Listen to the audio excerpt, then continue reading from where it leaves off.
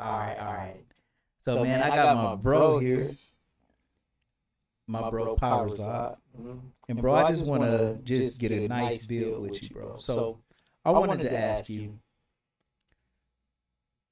free will versus predestination. Which system are we living under? And that's in your, you're talking your mind. I mean, when you say free will, let's define those terms so I can give a more, accurate. So, do you control the circumstances of your life based on the moves you make, or does the Most High have it already determined what your outcome is? Like, does he know how you're going to pass away before you're ever born? I got like a strange philosophy on that. Mm-hmm. Because it's really not nothing written about it. You know what I'm saying? I believe that collectively, the Most High knows all things, but I do believe that he cannot know what he don't want to know too. If he got the power to know all things, he got the power to say, well, you know what? Let's just, like Adam and Eve. Did he just say, I'm gonna put you here, but I know you're gonna fail? You know what I'm saying? I know you're gonna fail. Did he say, we're gonna put you here and let me just, block out what's gonna happen so we can just play this thing like I want to play it? So I think that generally speaking, he has told us what the destination of the train is, or what this caravan of pilgrims is gonna end up at. Mm-hmm. But I think it's up to you. I think it's up to you individually to know whether or not you're gonna be in that caravan, whether you're gonna be on that stagecoach. Because we all we predestined, but when he talks predestined, he always talk about predestiny in the collective sense, very rarely in the individual sense. Mm-hmm. So he got everything planned and plotted out, but it's up to the individual to play that role. In other words, we got 5 parts in this play. You can audition for the play and get rejected, but only 5 of y'all gonna make it. Or we got unlimited space, but the application process is gonna shut down, on September 3rd. So you got to get your application in now. Does the Most High have the? I don't want to say does he have the power to intervene, but does the Most High intervene? Yeah, but he intervened when he wants to. Mm-hmm. Like almost like it say when the Most High was talking to Rebecca, if I can use the biblical example, the Most High told Rebecca, 2 nations are in your womb, and 2 manner of people shall be separated from thy bowels. The one people should serve the other people, right? Mm-hmm. But now Rebecca and Jacob, they was on some slick stuff and lied. I mean, Rebecca and Jacob was on some slick stuff, and they lied to Isaac to get that blessing. You know what I'm saying? Mm-hmm. So the blessing was going to come either way, but they just took a different route to get to it. So it was already predestined to happen, but the Most High did not intervene and say, no, I'm not going to let it happen this way, but it still happened. So it's the same destination, but when you get on and off of that train is up to you. Yeah. If that makes sense. Yeah. So I think he does intervene. But the Most High probably intervenes all day, and the bad stuff that happens is the times that he just feel like if I'll let it slip. Yeah. If you want to get, if I can answer that, I gotta disagree. I'm gonna answer that a different way though, because we might be on the same page with this answer. Because so like I'm a person who like through my life trespasses, like every negative thing turns to something actually better. Every single negative thing that ever happened in my life turns to something actually better. So even when I feel like, man, like, how come God was silent during slavery? And then you look at all of the accomplishments and all the things that we've actually done here as Foundation of Black Americans, separated from things that we thought was go back to motherland, tap back in. There's certain things that we inherently got based off of maybe you thinking that it was a lapse of judgment, which I feel like is blasphemy to even say, because again, I feel like he don't make no mistakes. He never leave you with nothing. Yeah, I agree with that. I agree with what you said. And I think your whole perspective on it is 100% correct. You gotta, that's just the whole thing about gold. Got to go through the fire first. Mm-hmm. We had to go through that. We had to go through that fire to get out them impurities as a collective people. And we the foundation of modern safety in America. Blood plasma transfusion, open heart surgery, Mhm. internal combustion engine, traffic lights. Mhm. But we had to go through that hell and get afflicted, and then we came out with resources that literally helped the world, conduct itself in a safe way.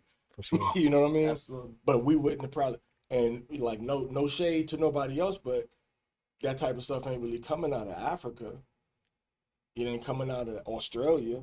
Right. It's not the location, it's the people that's in the location and what they went through to get to where they are now. Absolutely. And we just dominating in everything that they let us put our hands on. Man. Was it possible for man to follow? Let's go.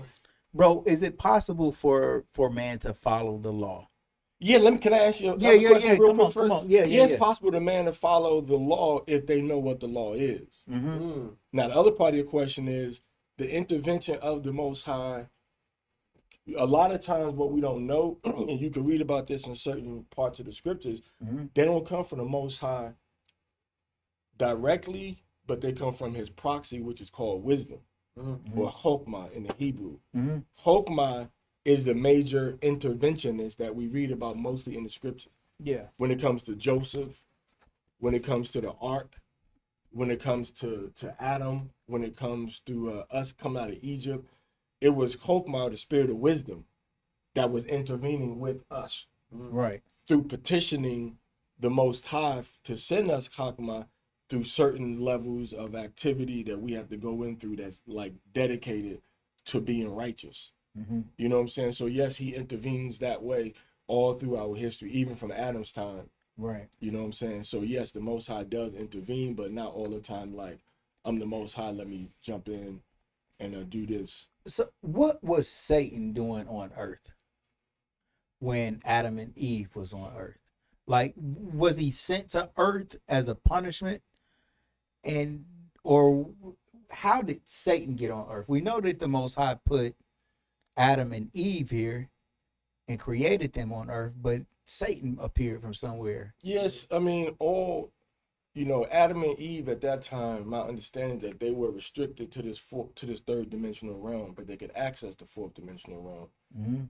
Entities that were with the Most High, or that existed before creation on a dark light spectrum, can intervene into the fourth dimension.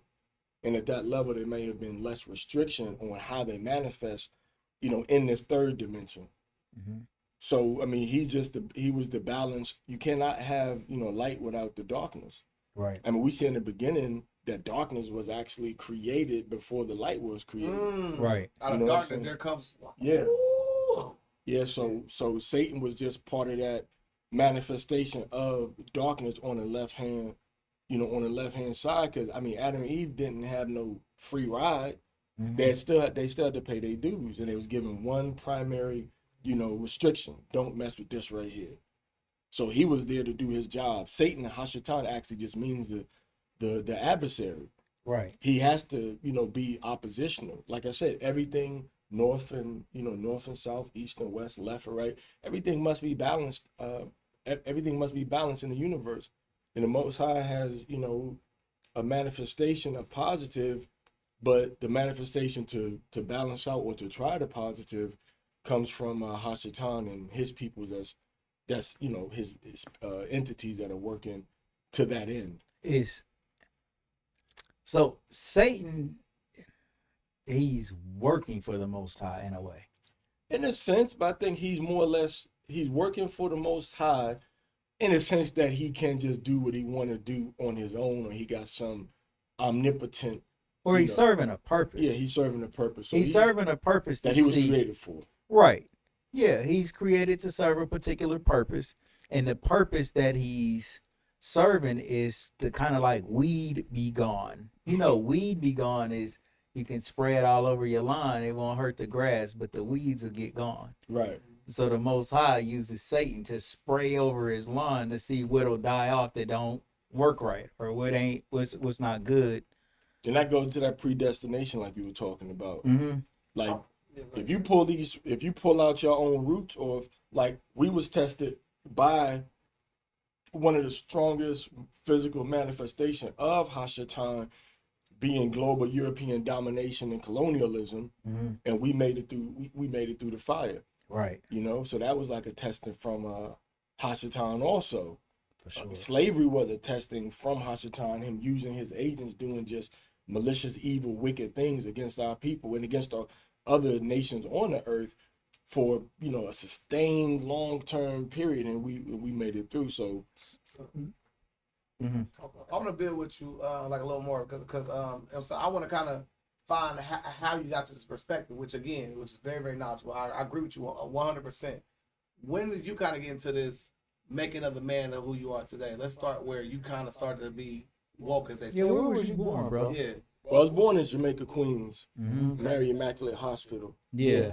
On the 25th of Adar 2. 20. All right. What's that translate? Well, the 21st of Adar 2, which translated in that year to March 25th. March 25th. Yeah, we had 13 Hebrew months that year when I was born. You know what I'm saying? Yeah. But the perspective that I have now, though, is not the perspective. Walk us to that understanding, Bro. Yeah. So, Let me say something. Let me say something, bro. To me, right? Yeah. I think that the Most High gives us different tools that we can use in order to figure out what's best for us in life, man. And I think that a number system is one of the things that provides insight to people. And I think that these things are used throughout the Bible. But I know that numerology, if we want to use this term, like it might be frowned upon, right? But what's very interesting to me, bro, is that your birthday is 2-5, okay? And 2 + 5 = 7. And that number 7 is a very spiritual number. It's a number that's God.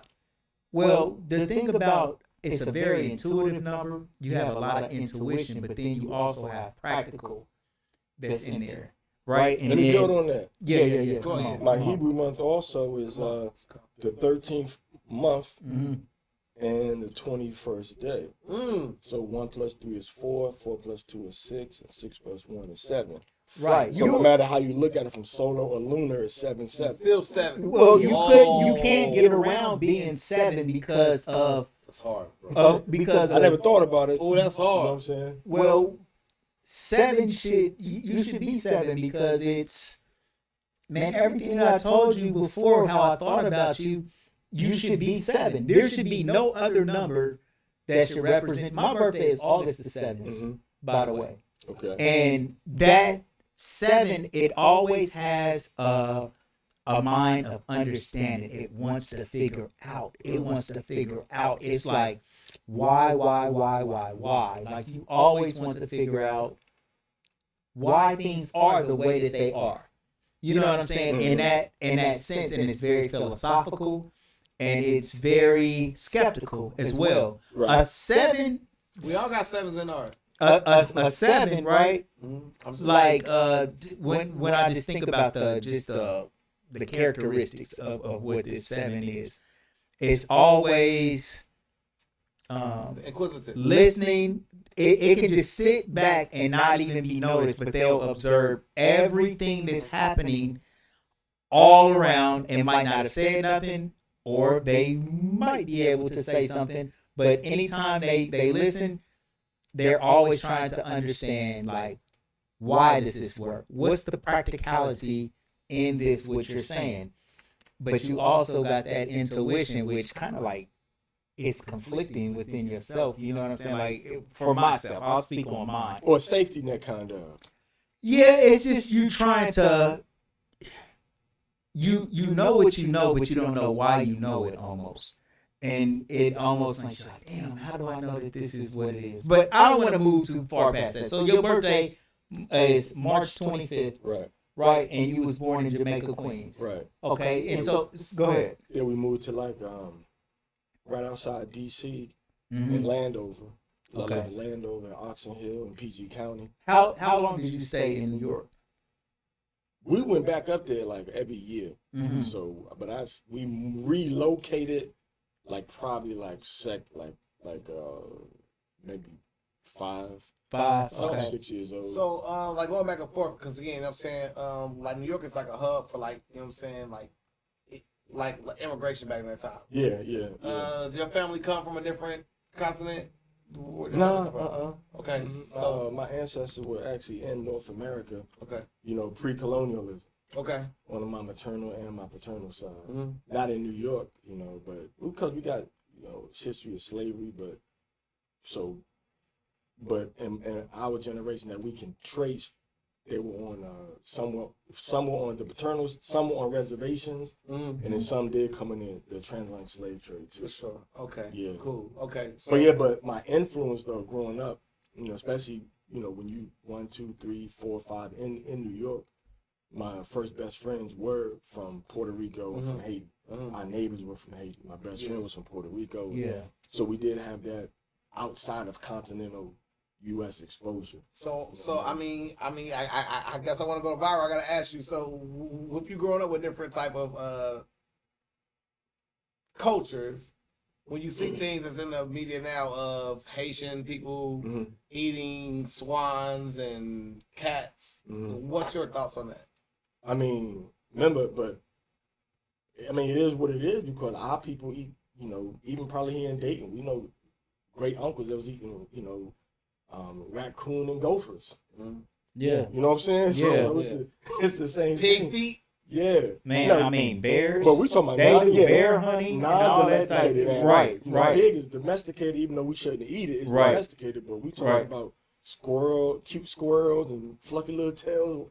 Right. Well, it's just not the Haitian culture that are eating wild, different types of animals that are outside of normality. Like they go bear hunting. Like I'm saying, like I don't think that's not a lawful animal to eat. No, right? it's not a lawful animal to eat, but most of our people, including the Haitians, eat a lot of animals that we're not supposed to be eating. So it's not just restricted to the Haitians. Yeah. I didn't really, growing up in the city, you don't really see people eating, groundhog and raccoon. Right. You know what I'm saying? I didn't see that in New Right. York or the Maryland, DC area. Squirrel. I never seen that. I seen it down south. Yeah, they eat that. So I've always had the narrative of people only care about their pets more than the food they eat, right? Because like people will be like, yo, they'll eat a chicken breast sandwich in the room with their cockatoo, right? Like, right. So why do we have the different things when separated from what we should eat or should not eat according to the God's law? Because I think it's probably based in that on why we can't eat these different animals. Because like it's illegal to eat certain animals. Or like if they're all animals, then should we be able to eat them all?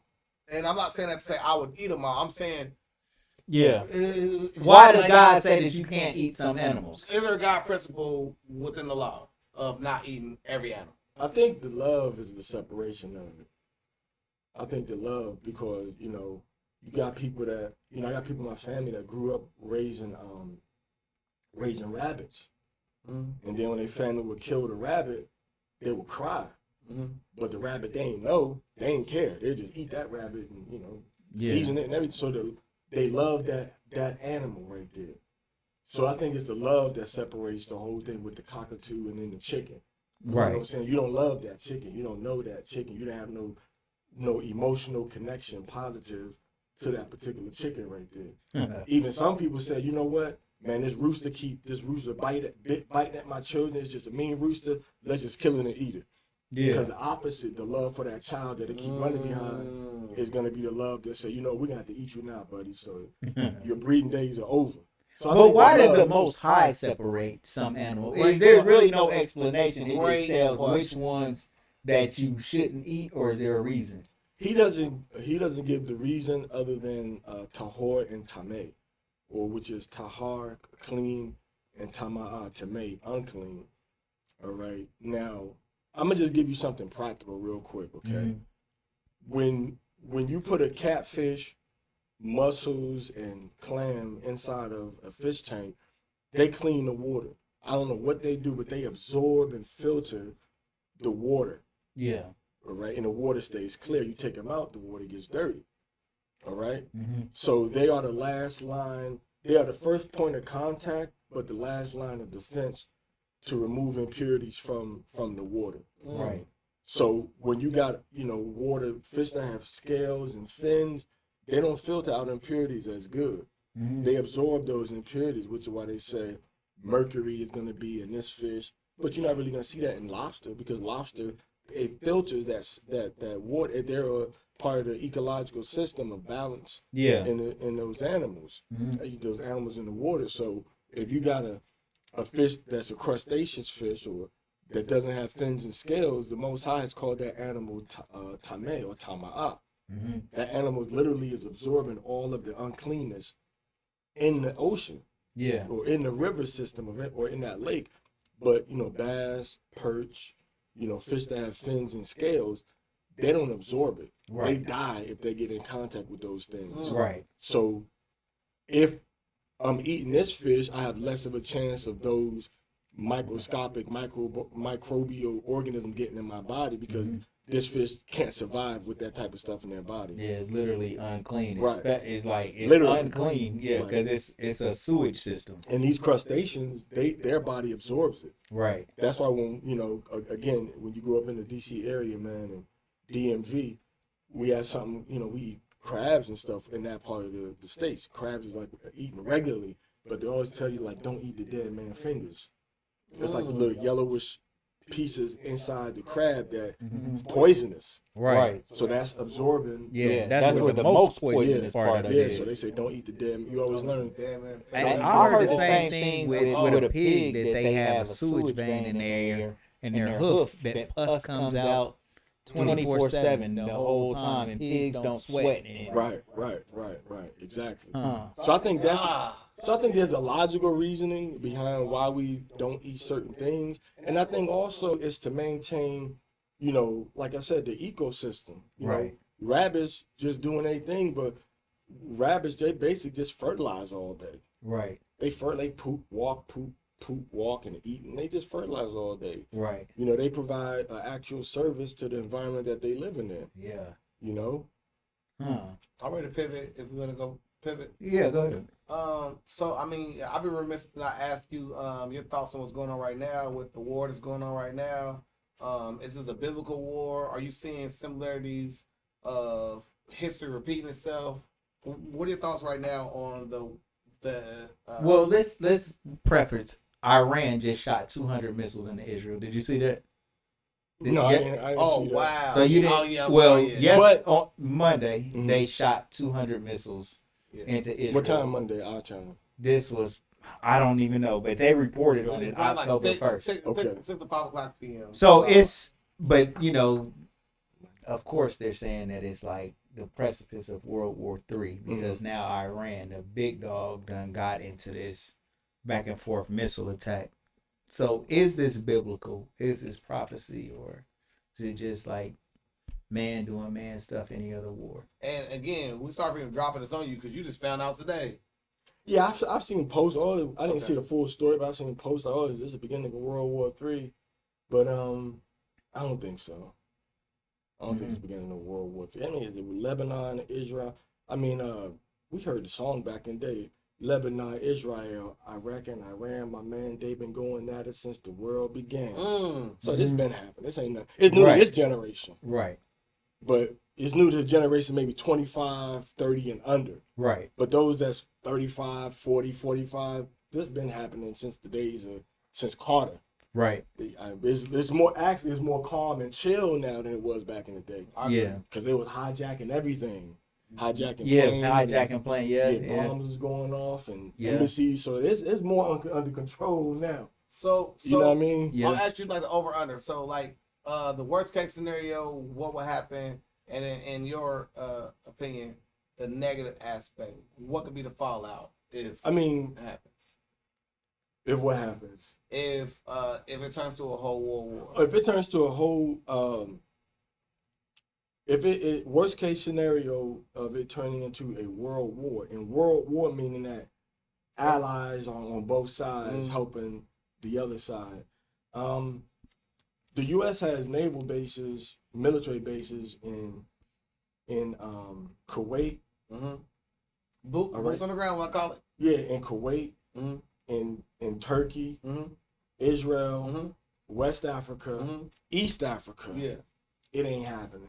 Again. And once the U.S. worst case scenario, the U.S. just show their true colors like they showed when they conquered America, and just conquered this land, and just Conquered the whole civilians and civilians and war parties gonna just get smashed.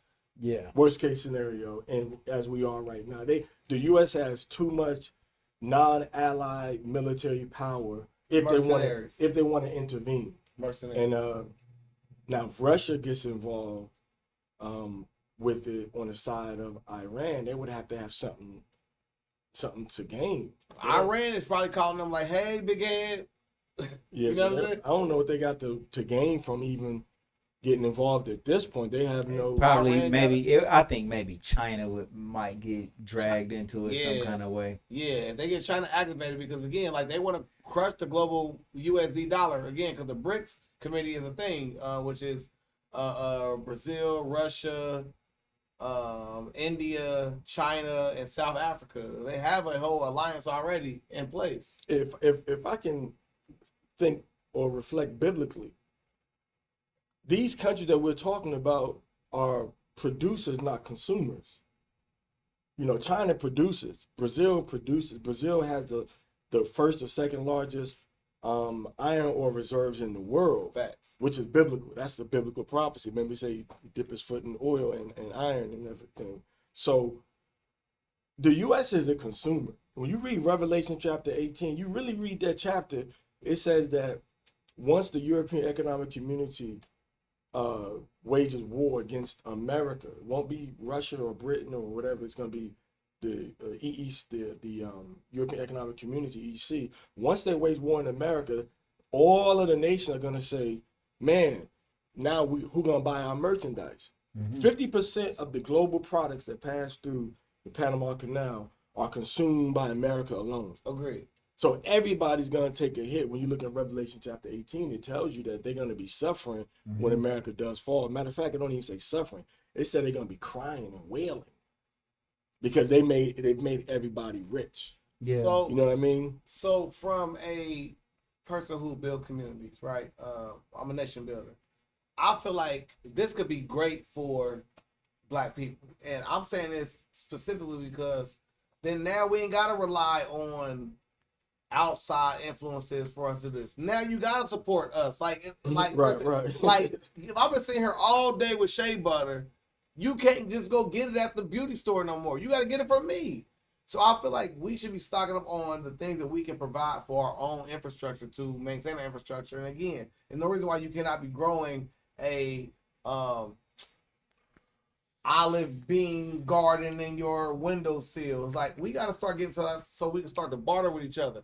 I feel like the Great Reset is needed, and I'm okay with that. I'm okay with us going a step back, everything be demolished so we can replant and re-garnish what we could potentially be. Let me hear your scripture, bro, that you about to bring Please, up. sure. Oh, I was just when you look at Revelation chapter 18, verse 9, it says, and the kings of the earth who committed acts of sexual immorality and lived luxuriously with her, talking about Babylon, will weep and mourn over her when they see the smoke of her burning, standing at a distance because of the fear of her torment, saying, woe, woe, the great city Babylon, the strong city, for in 1 hour your judgment is come. All right. And then it says that the merchants of the earth, the merchants of the earth weep and mourn over her because no one buys their cargo anymore. So from an economic standpoint, Russia and China, they know it's going to be economic devastation. Yeah. One of the biggest pig suppliers of the world is Iran, believe it or not. Wow. Iran. And they don't even engage Nope. in even eating They sell that. it to the other people. It's hypocrisy. They sell it to other people. They're one of the big inequality, if you want to call it that. Pork comes from Iran. Bro, do you think that righteous people do better on earth, like in this life, like monetarily? Does it seem like the wicked are more winning. Yeah, like are they Wicked winning. like Babylon, for example? Like Babylon is known as a wicked place, but it's also looked at as a place that's booming. Like, how is it? Why does Babylon do like? Why are they doing good? Because even the righteous people want to live well. They want to have resources. They want to have money. They want to do all of the things that it seems like the wicked people are actually doing in a way. You know what I'm saying? Mhm. Minus the wicked acts, but the results that they do in order the results from their robbery, their thievery, Mhm. it's all to gain possessions and land and power and stuff. Right. Are those same things promised to the righteous like in the afterlife? Well, in this life, the righteous can get it, but let's go back to what the brother was saying about the shea butter. Yeah. All right. We're talking about we're almost centuries behind in processing and processing and producing and distributing raw materials. Right. Because for shea butter, which primarily is going to come off of West Africa, I mean, you need the machinery to process if you want to keep up with the global demand. Right. You need export, channels. Yeah. You need ships or you need planes. You need a boat. You need a boat. You need a flag to run up under. You got to register that. You need your fuel. You need your crew. So to be self-sufficient, we probably would have had to we probably would have had to start 75 years ago to truly be more self-sufficient. Right. So I think that So the infrastructure is not in place for us to truly be self-sufficient, and supply at the same time. You could be self-sufficient now on your own with nobody else messing with you. Right. You can get 50, 100,000 acres in Maine, in Alabama, in Montana, and just have everything you need there. Right. There's olive groves, that'd be maybe the more coastal areas to if you want to grow olive or avocado, seed oil, and stuff like that. But I think that when we look in the scriptures, particularly when you look at Acts chapter 2, the productivity of the righteous is first precipitated upon every individual's needs being met. And that's why it says in Revelation 2:9 and 3:9, I know thy works and tribulation and poverty, but thou art rich. So we have works, tribulation, and poverty, but we are rich. We're rich in our own resources that we can put together and develop now, and we're also rich in what's going to come to us on this earth. So yeah, we can be self-sufficient and be quote unquote have a lot of material resources now to sustain ourselves and to build and to help others. But a lot of times when we look in the scriptures, there was a sacrifice made by that first century community of believers where they brought everything together and they distributed to every man according to each man's needs. And that's what we're not really ready to do now. When you go into a reservation or in the Midwest or a reservation in Oklahoma, or you go into like a Igbo community, the land is collective. You got your little piece where you build your house, but this land over is collective. That's why the casinos that the tribe of Gas, so-called Native Americans have, are the wealth is distributed amongst everybody. You go to Dubai, that oil money is distributed amongst everybody. Right. Now that's in the East. That's the Eastern concept that the Ghanite Native Americans still, that they still practice. Yeah. But to have that resource collectively together is very easy to do. It's very easy to get a resource collectively and sustain yourself. Right. But so there's two methods of wealth acquisition that we see in America and globally. We see collective and individual. Yeah. The collective is the biblical way. Right. The collective is our ancestral way. And even within that, it's almost like we had a system of social democracy. Like what they practice in Scandinavia, Sweden and Norway and Finland. They have social democracies to where they look out for the individual, the collective group looks out for individual having basic needs, and then that individual can pursue things to go to a higher level by providing services or products for the collective. Mm. And that's what we see inside the scriptures. Solomon, when he became the king, it said that gold, silver was like pebbles in the streets. Meaning everybody was paid. Right. Everybody was paid. Everybody, you know, and then they said, well, your brother is poor, you got to give to him. And you can't charge interest, you got to pay it back. So yeah, we can't, the ones that are Did we earn that time? Did we earn that period of time? Like when Solomon was ruling and we had our peace and there was riches and abundance for everybody, for the average person. Like, yeah, did we earn that from the Most High? I think our righteous acts. I think it was generations of, and people forget about this part. We were righteously waging war on our adversaries around us for hundreds of years before Solomon finally became the king. Right.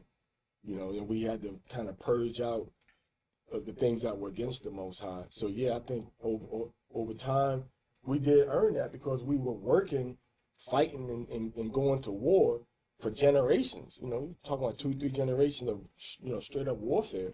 And do you think that we'll get back to that? Where? Over on this side of the globe? Just in general, like will Yasharahla wake up and we will understand that we are the children of Israel, and this is our history book, and that we are the Most High's chosen. They will, but that alone won't do them no good. Mm-hmm. You know what I'm saying? Okay. They will, but that won't do them no good because they knew that who they were. You know, when we went in captivity under Babylon, Mm-hmm. when we went in captivity and conquest under the Greeks in 70 A.D. when the Romans, you know, conquered us. So is it just knowing, or is it acting upon it in a righteous way? Your deeds and your actions. You know what I mean? So we can get there, yes. Do we have a hardened heart though? Like, Yeah, yes, we do. but did the Most High harden it? Nah, we hardened it. Why did the Most High pick us if we wasn't gonna never do right? Because we're gonna get straightened out eventually.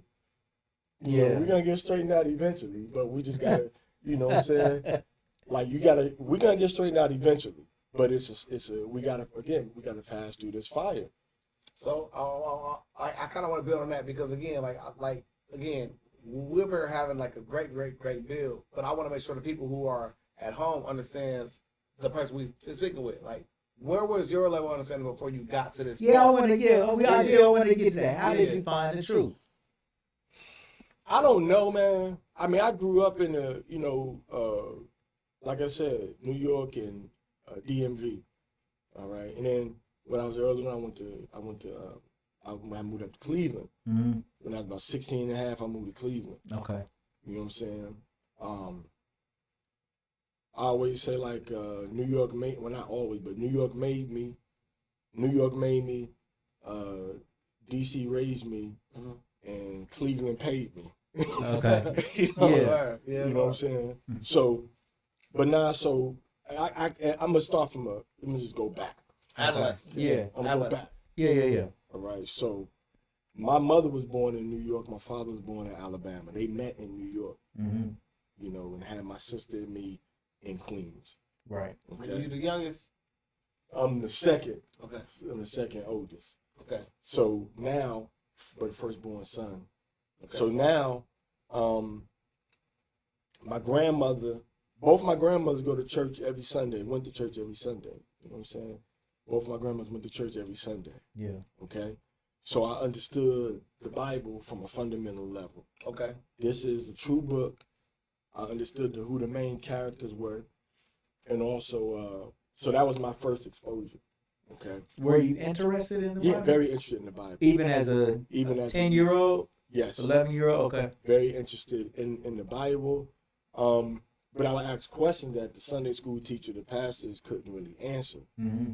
You know what I'm saying? What were some of your questions just for? I don't remember the questions specifically, Some of the but things that you could jog your memory of. you know, Something you had like questions did he know that like kind of like what was that like did he Yeah. know that Adam and Eve were not gonna Yeah. do the right thing? Right. They was gonna eat the fruit. Right. You know what I'm saying? Like why didn't he make it so that they would eat the fruit? You know, if we're reading about Goliath, why didn't the Most High just intervene and, you know, kill Goliath? Or why wasn't everybody, you know, like David? Why couldn't everybody be like David? Why did Saul get to be the king if he gonna fail That's hard. and mess up? Did the Most High know he was gonna mess up Yeah. and fail? Yeah. Great. You know, For so, sure. so those types of questions. So as a young kid, you was already intuitive to Right. ask this type of questions. So go ahead and build more from I was very into I've always been into the Bible, and I've always been into languages. Yeah. I've always been into languages. Again, you know, growing up around, you know, Americans, Puerto Ricans, and Haitians, you hear all these different languages, dialects, you know, being, you know, being presented to you. So, How many languages do you speak, bro? fluently too. Two. Okay. You know, off and on, you could throw Hebrew in there. Yeah. You know, you could throw Hebrew in there also, but fluently to survival mode. Yeah. If I was in Haiti, I could survive, you know, on a fundamental level. Yeah. You know,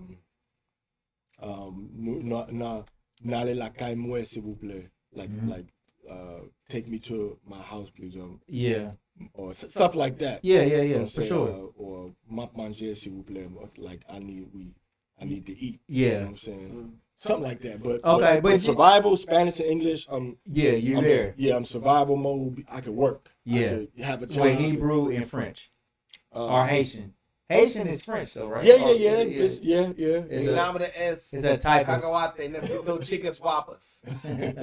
Okay, so I don't want to get too thrown off. So, language, but that was a help for me though, man. Right. The language, because that's what really launched me into the Bible. Okay. Oh, The language will launch me into the Bible to see what does this really say. Right. But I jumped ahead a little bit, so sorry. Let me back up a little bit. There you go. So I'm seeing like, so as I'm growing up, I remember I was like 15 years old, man. Mm-hmm. And that's when, like, around that time is when the PC Junior first came out. yeah. The IBM PC Junior. Okay. Yeah. And my Yeah. mother had an IBM PC, and I wrote a paper that said that. Yeah. I wrote a paper that said that the minority is going to be the majority. Yeah. The minority is going to unite, and they're going to have the things that they need to have from the majority that's overlooking their needs. So I had a very acute social consciousness. You know what I'm saying? Yeah. So I would have like internal conscious conversations. You know what I'm saying? Right. Conscious As a youth, conversations. every Wednesday. Yeah, every You know what I'm saying? Every Wednesday, you know, think That's a about drop. legendary peoples. Legendary people have conscious conversations. Yeah, So I'm man, thinking. that's So I knew that there was, because I had friends, again, this in the Maryland, D.C. area, DMV now, friends from El Salvador, Saudi Arabia. So I'm always, you know, surrounded by people from different neighborhoods. But the church I went to was a black church, mostly black. Some white people in there, but for the most part, it was black. It was in Suitland, Suitland, Maryland, right? So, but again, I believe that we were Christians, and I'm looking at everything from a Pan-African perspective, from Yeah. maybe about 14, 15, 16. Did anybody give you them seeds though? Probably some cousins that was 5%ers. Okay. You know, cousins Right. like 5%ers, and they had, you know, they had a couple of Malachi York books. Yeah. You know what I'm saying? The Pale Man. Yeah. You know, the main one. So my cousin Troy T-Roy gave me some. I love Malachi. Malachi. He gave me some. He's different though, bro. So I York, bro. Yeah. And that when I came into the knowledge of who being an Israelite, you know, I saw some more books by him and his history with, you know, with the Blue Magic, the music group and everything. But me personally, I grew up. You know, that's the group York was that in. he was in. Okay. So I always had faith in the scriptures and the Bible and stuff. But probably about 18, 19, I started to explore like Pan-Africanism, and that kind of led to Rastafarianism. Mm-hmm. You know what I'm saying? So I started looking at the Bible and reading the Psalms and trying to understand the Psalms and stuff like that. I'm just focusing on that part, that area of my life, not focusing on all the peripheral stuff. Yeah. So then I started looking at, well, if we African, we came from Africa, then the religions of Africa must be the original religion that the Most High want us to have. So now you deal with Yoruba, and you deal with animism, different spiritual beliefs in Africa. Well, you leave like what's it called? Animism? Yeah, like so I remember talking to my brother from Ghana, and literally if like you like be like defaulting alone, they'll leave like a thing of bananas in front of their crib, and based off it dying off, your family start dying off based off like a voodoo practice. And I'm so different stuff like that. You know what I'm saying? So this is what I'm looking into. Tough. So probably, but it's nothing really, occult about it, but it's kind of like the culture. But you can't spell cult without culture. So me and my peoples, we start looking at being a 5%er, or even Islam. Start looking heavy at Islam. In retrospect, not realizing that Islam was a tool of control, conquest, and enslavement for our people before Eurocentric Christianity was. Yeah. Your Arabs had us in slavery first. Yeah. Before Islam, the Arabs had us in slavery, and then after Islam, it was just used as more of a social control mechanism. You know what I'm saying? So I'm looking at the whole Bible, but I could never reject Christ. I believed in the principles of Rastafarianism, some of the principles of 5%, some of the principles of Islam. I believe in those principles, but all of these kind of tell you got to reject Christ and accept Haile Selassie, reject Christ and accept, Muhammad, stuff like that. So so what I called myself was a universal African Rastafarian. You know what I'm saying? Yeah. Universal because, we all together. We all got one common ancestor. African because that's the place where we came out of. Let's look at that culture for a cultural foundation. And then Rastafarianism because the people that came out of Africa put together a spiritual expression in the Americas that was reflective of our experiences in the Americas, as well as our association with the old world and Ethiopia. All right. So that was my spiritual outlook. One thing that I like about that is like you named yourself, and I feel like it's so messed up when people try to tell us like, okay, if I name myself this, you're going to discredit this not even being of the culture. I love the fact that you taking the reins and saying, I'm going to paint the narrative of who I call myself. Yeah. Right. A lot of times we let them call it what the hell we want to, and that's my biggest thing with the last conversation before. Yeah, I mean, you created your own denomination. Yeah.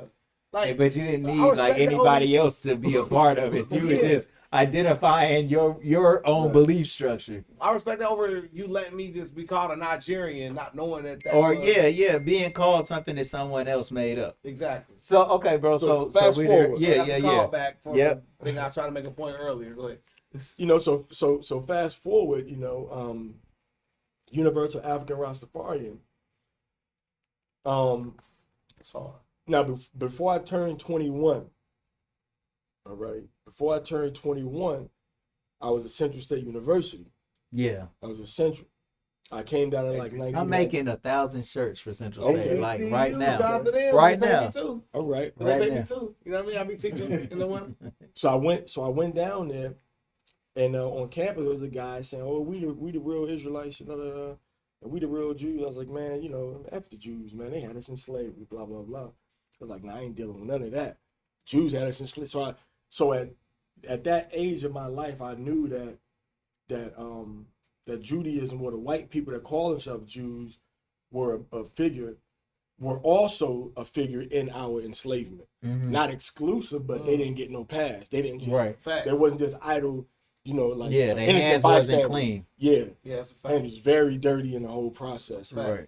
And then retrospectively, it was actually also black Israelites during the Inquisition period that funded Columbus even coming over here. We funded it. Yeah. We put a lot of money into that pot, man. Our people that was Israelites in Spain helped to fund the Inquisition and the conquest of the Americas, man.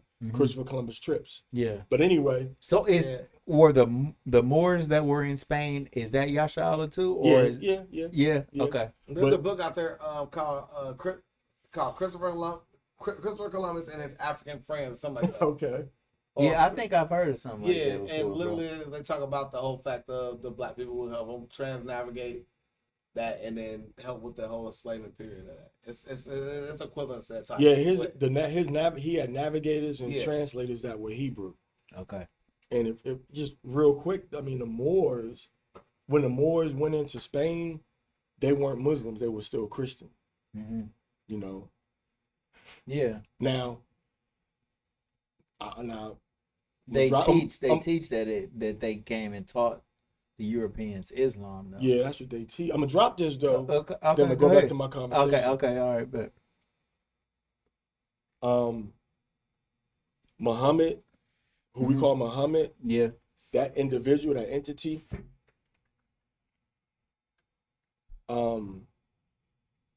never existed. He never existed. Okay. He was written into history.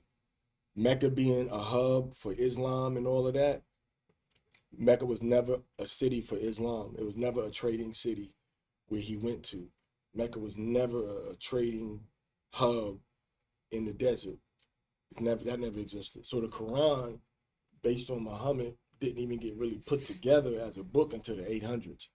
So all the narrative we know about Islam, the standard, what they call it, standard Islamic narrative, is false.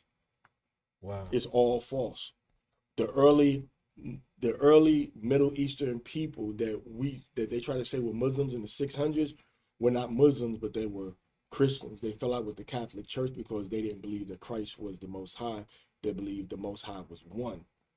So they started out good, but then over time they created Islam to control the societies that they had a lot of influence in. And that's why all our Islamic influences don't come from the Middle East and Saudi Arabia. It's come from Iraq, Iran area. Don't come from the Middle East. I mean, don't come from Saudi Arabia. It comes from Iran. So Shiite Islam was the root of Islam from its inception. You know, I'm talking like 800s, 600s. There was no Islam. It didn't exist. Is there any historical proof? Yes. About Muhammad like existing? Oh no. It's all after. It's all afterwards. They don't have any type of anything. What about a burial site for Muhammad? No. See how you gonna cover your tracks with that is you say he ascended into heaven like Hamashiach did. Oh yeah. They said Muhammad ascended into heaven. He ascended. He never died. You feel me? So he don't need no burial site. But for everybody else, Khadijah and Bilal, which was one of his first convert. Yeah. There's no graves for those. I mean, you could just look Bilal's African too, Uh-huh. right? He's an African, right? He was a slave at first, and then he got free. But look at Mecca itself. All right? Mm-hmm. Mecca has no water. You can start there. Right. Mecca has no natural water source. So what were these people doing in the 6th century AD to get water? There was no water source. Right. Which means there's no water, there's no food growing. There's no food growing, there's no civilization. If there's no civilization there with water and food, there's no Muhammad. Right. So if there's no Muhammad, no food, no civilization, no water, that means there's no Islam. The whole story is concocted. And that's like a severing blow for a lot of stuff. But I said that when we start talking about the Moors. That's why I went into Islam. Yeah. To show that Islam, what we know as Islam, did not exist. It's a creation under a guy named Abu Bakr. He's the one that put everything together and then slowly started to put it into the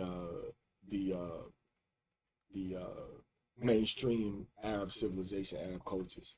Sure. And again, like the greatest journey start with the smallest steps. We still ain't kind of tackled all the way on how you came to the understanding. Yeah, So we essential state. We essential So we at state. Central State. So like I said, that the whole, when you asked about the Moors, I'd be remiss for not clarifying that the first Moors that went into Spain believed in the Bible, not the Quran. The Quran didn't even exist yet. So when they said, well, we the real Jews, I knew about the Moors. I knew about, the Olmec societies in the Americas. I knew about light-skinned and dark-skinned indigenous peoples in the Americas. I knew about Mansa Musa and Toure and Kenyatta and all of the greats coming out of Africa. Mm-hmm. But so when you come telling me that we the real Jews, I'm like, nah, we're not the real Jews. The Jews, those the children of Satan, man. They put us in slavery. We ain't them. We not Jews. And the brother gave me a flyer. I like, shh. Right, what age are you during this time? I'm like 20 now. Okay. I'm like 20. But I have enough. But like I'm trying to get like before you got to that part, like in your early beginnings, what was the humble beginnings that led to your understanding? That's what he telling you. He was already going through. He was all the way at 20 is when you finally awakened. So right. when I was probably about, like I said, like 17, 18, like 16, He 17, was doing the 18, Rastafarian. Right. He was doing the 5%er. Yeah, the 5%er. He was going through all of these different stages of just like learning about the Most High, this way, that way, and kind of comparing all these things. Islam, he had looked at all of this stuff. Now he's in college, and now somebody then came to him and said, all that other stuff you've been learning ain't right. We the real Jews of the Bible. And I'm like, no, we ain't. Right. Like, okay. So 16, 17, 18 was like Bible, and then 5%ers. Mm. Then from 5%ers, it transitioned into Rastafarianism. Then from Rastafarianism, it transitioned into like Yoruba, like almost like a level of Santeria. Okay. Santeria. You know what I'm saying? Well, I don't know what that is, though, bro. Santeria is like the Spanish-speaking equivalent of voodoo. Okay. So it's like Santeria. So I had like a madrina lined up that was going to start teaching me and everything about how to, contact spirits. Yeah, he was there. How to, because Africa was my only recourse at this point, because that's where we come from. Yeah, and that's like maybe contacting the ancestors in a more political way. The ancestors, but in the original sense, it was contacting like the gods. Yeah. The gods like Shango, Oshun, Odulamere, and all of that. So contacting the spirits. Right. You know what I'm saying? They'll say ancestors, but the ancestors would be used as an intermediary to get to. Yeah. You know what I'm saying? So I'm looking at that, but I didn't get heavy into it.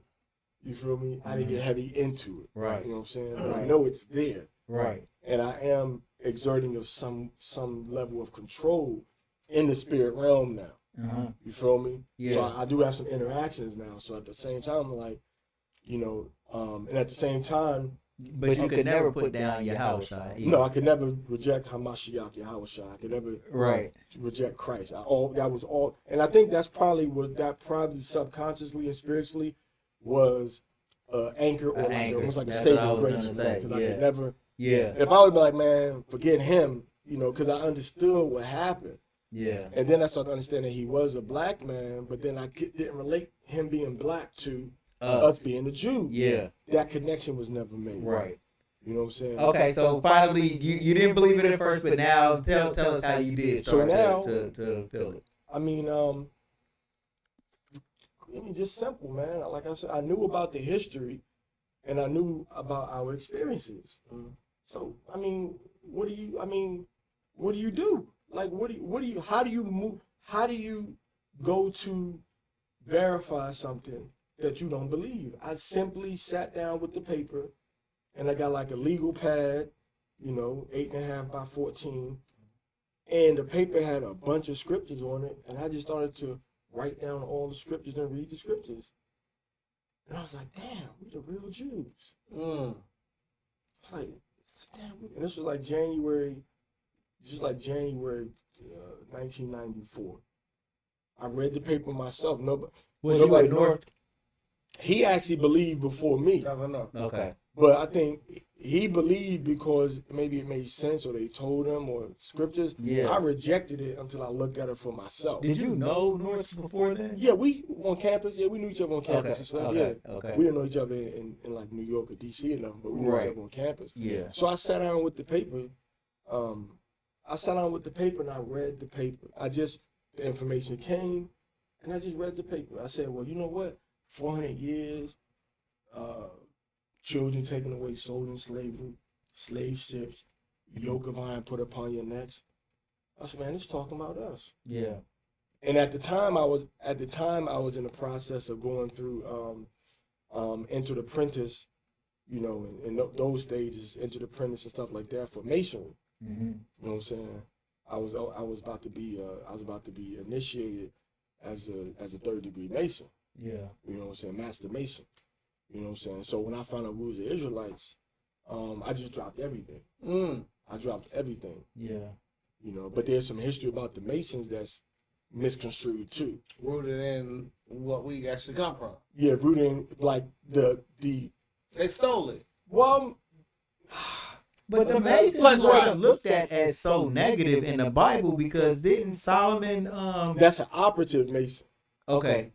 We're talking about what we have now. Freemason. What they call speculative Mason. Freemason just means you was a Mason that was not under the restrictions of anybody else. You was your own master. I got an example. So like during the time where everybody was so like imagine there was a global lockdown where you can't be outside. The Masons were allowed to go out there and pave the roads, just as a mental sense of that. Like everybody else was under this rule, but they were allowed to do something else outside Because the of rule. the type of work that they Yeah, it was did. mandatory stonework and brickwork and everything. Yeah. But, and I'm not trying to get into too many peripheral We built it. conversations. Yeah, but nah, it's good. the masonry that we have now basically is coming from the 1700s. It ain't the original masonry. Right. The original masonry was a protective system for the actual craftsmen, the actual Masonic builders, the actual Freemasons that were making sure that your building was safe to occupy Right. and to be in. And to make sure that I don't come and try to take over a job that you didn't get paid for and you walked away from because the guy didn't want to pay you. It was union work. It was Yeah, like his own union. the union and the guilds. The guilds are Guild. right. That's what the original masonry was, Okay. and that was the operative masonry. But then the aristocrats start to get involved in masonry, like maybe like the 1700s, to control the workers and everything. And then once it, then from there it started to get into the organizational masonry. In other words, The art and stuff like that Right. is another portion of that, to where they can hyperinflate things, they can make numbers move, and then kind of is how they kind of ingratiated their paintbrush over something that was already set in stone. No pun intended. and then no pun intended. No pun intended. So And it was only because I'm sorry. no. I didn't want to interrupt the Go ahead, go conversation. ahead. But okay, so once you found out, Okay. Yeah. right? Right? yeah. Like normally when you find information like that, man, like the term of being on fire, Mm-hmm. on fire for the Lord is something that they say in church. When you find that information and you find out who you are, Right. how did it affect you? What did you start doing once you found out that you was? Whoa. Israel. Yeah, I think one of the first things I started doing, I went in the hallway I was in Lane Hall. I went in Lane Hall and started teaching. Said, we the real Jews, and showed them the scriptures in the Bible. Immediately when I found out, I started to tell other people. Yeah. That's my initial reaction. Like we need to learn this. We need to know this. How did And I people burned receive it? I burned some money too. I said, this is all fictitious. None of this really mean nothing. Right. I mean, they give or take it or leave it. They like whatever. Nobody really was zealous for it. Not like you, yeah. Nah, nobody was zealous for it. Right. It sounded good, but it wasn't really a practical thing for them to change their whole life. Like, I'm gonna just switch how I do stuff. Right. It's like, it's something different, new. But this was empirical. The history matched up with these prophecies. It's like it was undeniable. How can I look to anything else? Right. Did you feel good about? Did it raise like how you feel about yourself? Was you more? Did you have a? Yeah. Like, did you feel like you was had a bigger purpose on earth, or did you feel good that you was chosen by the Most High? Yeah, I think I felt good about us collectively, not just me. You. That's what I wanted everybody to know. Yeah. Because it was about all of us, and this is for all of us. Right. So I did feel very, very good that the Most High had chosen us, and there was a rhyme. There was a reason to the rhyme. like you said, there was a reason to why we went into captivity, why we went into slavery, why did we go through all. Nobody can answer those things before. If God loved us so much, how come He watching us suffer? If God loved us so much, how come He stood by while we were whipped and raped and put onto reservations and plantations and, you know, drawn in our legs, tied to horses in our arms and stretched apart from our torso? Why did He let all of this happen, you know, to us? And that answer was finally given to me when I read the prophecies in Deuteronomy 28. I understood the whole purpose of our experiences in slavery, man. And what understanding did you come to? That we were given a covenant by Yahweh. We broke that covenant that we got from Yahweh, and He warned us that this was going to happen to us. It was going to happen to our descendants, and He kept His word. And that's also in the book of Daniel, chapter 9, verse 11, it says the same thing. He brought upon us a great evil because we walked away from Him and didn't obey His voice. So that's why I take the Most High so serious, because His word is not going to come back to Him void. He's going to do exactly what He said. And if he told me to do, I'm going to do exactly what He said to do, so that He would do exactly what He said He was going to do for me on a positive tip. Because He had performed the evil that He said He was gonna bring against us, man. Yeah. And so that's what made me just take everything 100% serious. Can I give you some pushback? Yeah. I want to ask, do you feel like that is so? For instance, you're a father, right?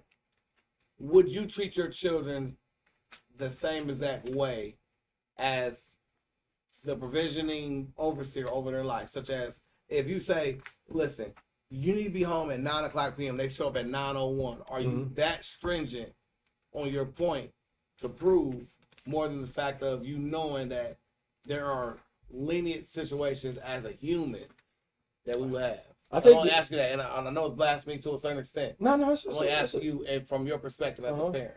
I think that my father told me to be in the house at a certain time. You know, this when I was in Cleveland. And when I came home, put my key in the door, you know, I pushed the door open, the chain was on the door.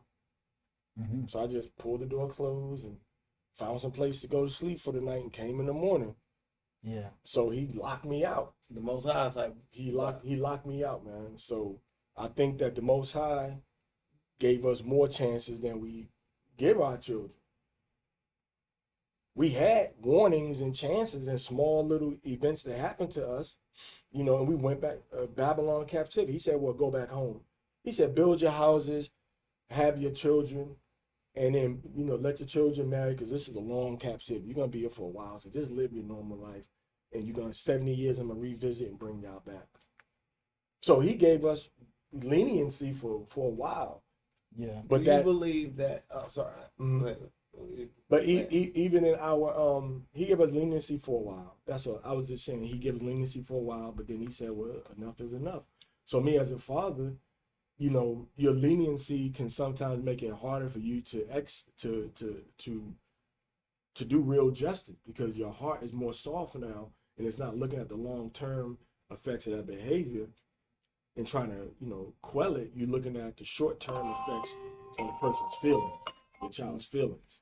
So do I, as a God-fearing child of the Most High, deserve to suffer the ramifications of what my parents did? You are your parents to in a certain generational sense. You suffer for what you did. You've been here before. You know what I'm saying? You've been here before. So hard. You receiving the, if I can use this word, I'm not using Peanut got this in this. I'm not using it in a religious sense. I'm using it in a colloquial sense. You suffering the karma from what you've already done. Exactly. You know what I'm saying? You're reaping what you sowed generationally. I agree to that 1,000%. So now it's like, that's like the book of Peanut. it is a fact of life. I appreciate you. I appreciate that, bro. It is a fact of life that you do. You're purpose to agree with me. You do suffer from what your parents do. If your parents drink and smoke all day and don't want to work and don't want to do shit, then their children will probably suffer from the decisions that their parents make, just on a physical level. Right. You know what I'm saying? And you also profit from what your parents do. Right, right. The good things that your parents do, the hard work, the discipline, the saying, "Nah, I'm not gonna do that," the choices that they make. You could grow up in a much better environment based on the decisions of your parents, your grandparents, or even your great grandparents. So it's right there. I mean, is it fair? I don't know. I mean, it's just the way that it is. I think we got to do our book of Peanut and our book of Ahava, and I don't see how he deciphered the two. So I agree to that whole point, right? So like the book of Peanut, not the book of the Lord, and I'm not saying to say that I have a book that's published ready for this type of dissect, right? Right. So in my book, I believe that that people believe in bloodlines so thick, such as like the Catholics, right? Like, or we look at overseas with Meghan Markle and all those. They like Prince Harry and all those. They believe in a strong bloodline for a reason. I feel like the bloodline keeps us linear. I feel like the bloodline, the blood ties. We always talk about blood in the Bible. The blood has some type of significance, right? So in the book of Peanut, I say that you can curse your family by you being a terrible person in your lifetime. You die because you will come back eventually. Right. So if I set my family up and say, I'm going to, let's say, do something as small as this right now, is I'm going to get life insurance over my family. When I die, this will not be passed down to my next generation. I may be born through my daughter or my great granddaughter to come back to reap the benefits. You give it to yourself. I'm giving it to myself. Have you ever seen anything like that? Spiritually, biblically, or in your own recollection? And I got another. I got a question. I'm trying to reaffirm my Peanut book. So go ahead, Bill. Well, I was gonna ask you this, bro. So, like I think it might be in the book of Judges, right? When Saul was afraid that he was about to die, he went and found Samuel. And was able to call Samuel up from someplace. Where did he call Samuel from? Where was Samuel at, and what was he doing for Saul to be able to call upon him? It seems like, according to that narrative, that Saul was, in a spiritual place. And you can call somebody perhaps that's dead and it actually be that person. But, I can go and shoot out everybody's tires right now too, but should I? Right. Is that the right thing to do? So some of these realms I guess my question is just like, when you die, you are still alive in a certain sense. Yeah, spiritually, I think Saul was accessible. Not Saul, but Samuel was accessible spiritually, but he wasn't supposed to call him up. No, he wasn't. Definitely, but he was accessible in the spiritual realm. He was accessible. He was accessible in the spiritual realm. Maybe some people may call it something like Abraham's bosom, or something like that. Because there's a place of oftentimes we see that there's a place of sleeping before you actually are going to be judged. There's a place of sleeping, a place. Remember, they always say he slept with his father or something like that. Yeah, you know what I'm saying. I think like purpose. And when like Samuel did pull up, he was kind of like, he was mad, like a little cranky about it. Like, yeah, said, you ain't supposed to. Why you calling me? Why you ain't supposed to be doing this, man? Right. So he knew he was a conscious participant in that dialogue or exchange, but he still knew it wasn't supposed to be like that. He said, "Don't call on me if the Most High ain't answering you." Right. So I think that there's a spiritual realm that we don't know too much about. Granted, right. We don't know too much about the spiritual realms outside of where we at. Right. But there is a spiritual realm where a soul of a person can be after it dies, and that person can be recalled back to the earth. And let me say this too. According to their reaction or response to you and their engagement with you is going to determine whether it's legitimately that person or whether it's just a evil spirit. Yeah. An evil spirit. Because they still got to be forthcoming with you. Like, are you really my great-great-great-grandfather? have you seen the Most High God? Did Right. he send you? Are you here by his authority? Does he authorize you Yeah. to be here to perform a righteous mission Yeah. that's not going to have any negative ramifications for my soul Right. or my salvation? Right. Oh, so I don't think it would be too much spiritual chaos if they could answer that question anything but truthfully. Right. You know what I'm saying? But I think if you ask that question and get that answer, that's going to tell you who or what you're dealing with. Because, Samuel was mad. He wasn't happy to be there. No, like, he wasn't. Take me. Well, what does my granddaughter want to know from me? He was like, Right. nah, bro, why you calling me? Right. You ain't supposed to be doing this. Yeah, you could tell the vibe was like definitely Yeah. like, you know what I'm saying? He didn't like it. And I think if anybody come back from the dead spiritually through a clairvoyant or a medium with anything other than that response, I think it's wicked. When Christ ascended to heaven, bro, like he still had his body. Mm-hmm. How was it, bro? Was it like literally like me and you could walk outside and then we would just lift up into space with our body and then like, you see what I'm saying? Like I'm trying to just the physical part of it, the practical part of it, just ascending into heaven, bro. How did it happen? What is that? I think when I read Revelation, and it's kind of funny, but when I read Revelation, I see that the spiritual realm is just like the physical realm, but we can't see it from the physical realm. Yeah. But the spiritual realm, it has physicality in right. it. I can sit. Yes. Has substance and matter. Yes. Where you can sit. Yeah. And it can engage and come into this one, but it can't engage in this world like it did in that one. Right. But we can't even see into that one to engage with it. Right. We can't access it. Right. If you're there. Yeah. Like how Gabriel. It's a physical place. Right. Yeah. It's just, I would say a place that has substance and matter. Right.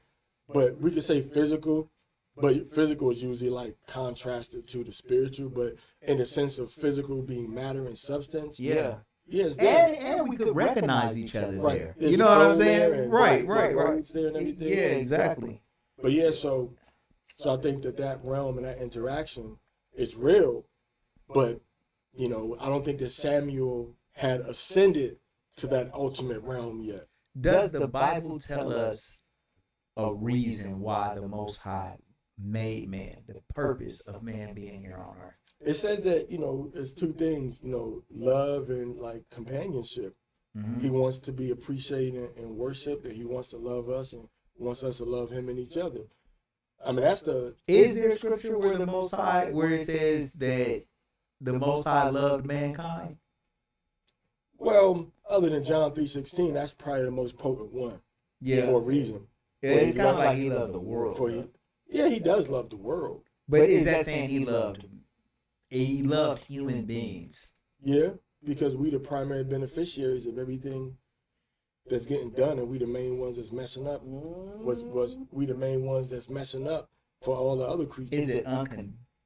Like, is the Most High tired of man though? Like, I think love, when love is not one-sided.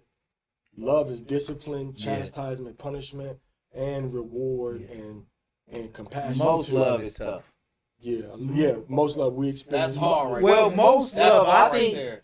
when you really love somebody, I think most of the time it is almost like instruction and constructive criticism and fixing.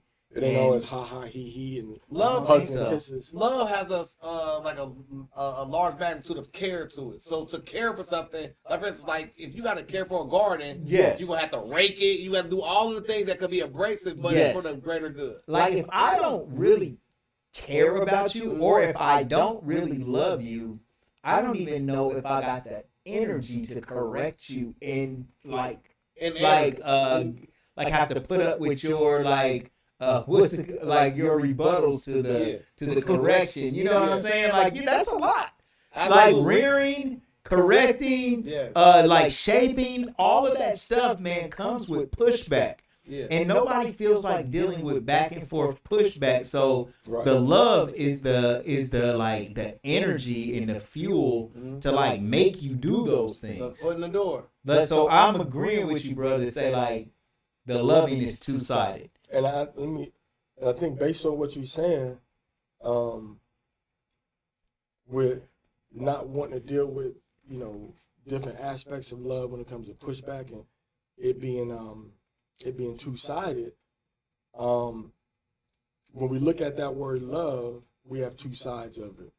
Because the love in the Hebrew, which is the creation aspect, understanding of love, is going to be ahava, right? And we got two H's in that word, which means to behold. Right. So behold on this hand, behold on that hand. The other letters we got is aleph and the bait. All right. So the aleph is the first letter. So we have, if we broke it down, we'd have a ox, behold, house, behold. You know Ahava, basically. Ahava. That's the word we got for the Hebrew, but we got to look at those. We got an ox, which is strength, power, but the ox itself, you know, can be used when he's alive. You know what I'm saying? And then when he dies, he can be used for food. He can be used for a coat that lasts for 100 years. You know what I'm saying? The sinews and the horn. That horn can last literally 1,000 years, being passed down to be used to call people. So you have long-lasting resources from that ox. But when it's alive, you got strength, power, cultivation, and protection. That ox will protect those that it loves. That's the first letter. This is the hardest breakdown Ahava I ever heard in my life, bro. And keep cooking, cuz this is hard. And then the next letter is the ha'a, or the hey, which means to behold something, to look at something. You know, from Check me out. like me beholding you or you beholding me. You know, it's not definite. It's like look. You know, look. I could say look, and you're gonna look at me. If I say look, you're gonna look here. If I say look over there, you're gonna say look. But this one is more calling attention to you, which is the ancient letter for it. Call attention. So that kind of deals with the lamed, which means instruction, to teach or to teach or to learn. But it's more like just leave it like it is, to behold, to notice. So we got Ahava. and then the strength, and then we got the behold. And then the third letter we have is the bait, or the bayath, which is the house, which is where all the resources come together. That's the brain of everything. What we gonna do? How we gonna get it together? You know, we gotta protect this because it's Here, man, take a little fucking point. it's like a triangle, you know, with a little quarter circle around it. It's triangle, then it's a quarter circle. You know, that's the protection. That's the shelter. You know what I'm saying? And then after that, you got the other hey. So we look at the word love itself without the emotional attached to it, and just look at what those letters mean. We can have a better understanding of it. You know what I'm saying? We can have because I think that the word love in English, lav, is connected to lav or lav in the Hebrew, which means heart, which is heart, love and lav. You know what I'm saying? Live. Yeah, exactly. Yeah. You know what I'm saying? But I think that the Hebrew understanding of love is more intricate than our English or Spanish understanding of love. Man, bro, I've looked that's at the big deal. breakdown like That's big deal. so. Hava Mm-hmm. is life too, just that word. Mm-hmm. And then when you separate it, like with the means a few different things. You got surprise, right? So Yeah, it it's is kinda it's like a prefix for something. yeah, it's almost like surprise of life. Then it's also like literal. then it's also empathetic as well. Oh. Yeah, like damn, you know, you kind of like go through it with the person. Then you also have enlightenment. The moment of enlightenment, when it happens to you, okay, I got it now. And then it's also pleasure. The that you feel. You say that, you know, so you kind of like combine it with all those suffixes, those prefixes, I mean, Right. and then attach it to the life. So it's like surprise of life. empathy of life, the enlightenment of life. You know, like all of those things, like kind of like encompasses what love is. You know, to be enlightenment, to be empathetic, to be, you know, pleasure and surprised. You know, surprise can be good or bad, but you know, like it's definitely something that hits you. But wow, bro, that was tough. Yeah. Your breakdown was better. Yeah. Hey, look, when you said that, I'm like, did he know that? I mean, of course, you obviously knew, but I was like, it blew me out. It definitely blew off the track. I was like, I've never heard that breakdown before. The Lord knows. Nobody like talking about Ahava more than Ahava, right? Like, But yeah, look at when you're looking at something in the English, look at it in the Hebrew. What is the Hebrew word? etymology. And know the meaning behind those characters too. Yeah. The Yeah. characters of the meaning you're looking at. Yeah. Like Abba. Yeah. Abba is like an ox and a house. That's what our father means. Abba. Yeah. Or Av or Ab or Abba. So those two letters is an ox and a house. Yeah. That's all it means. And the mother is an ox and the Strength water. of the house. You know, Yeah. Strength of the house, protection of the house, resources of the house. Yes. And the mother is the water. She gonna make sure that everything is sustained. Right. And you get water from her. You're in her water, and she changes your water once you're born. It's hard. You know what I mean? And oftentimes you may be the cause of her letting out water through the sadness you might bring her. So it's that water that, like you said, like with the mem can give you the, not the sound, but the liquid, the water itself. Yeah. You know. I got you like a very, very pertinent question, man. How hard is it to live righteous in this era of man compared to former past? Is it harder or is it easier? I would say it depends on what country you live in. Okay. So Honestly speaking, your walk. it depends on what country you live in. If you're in a country that has a strong,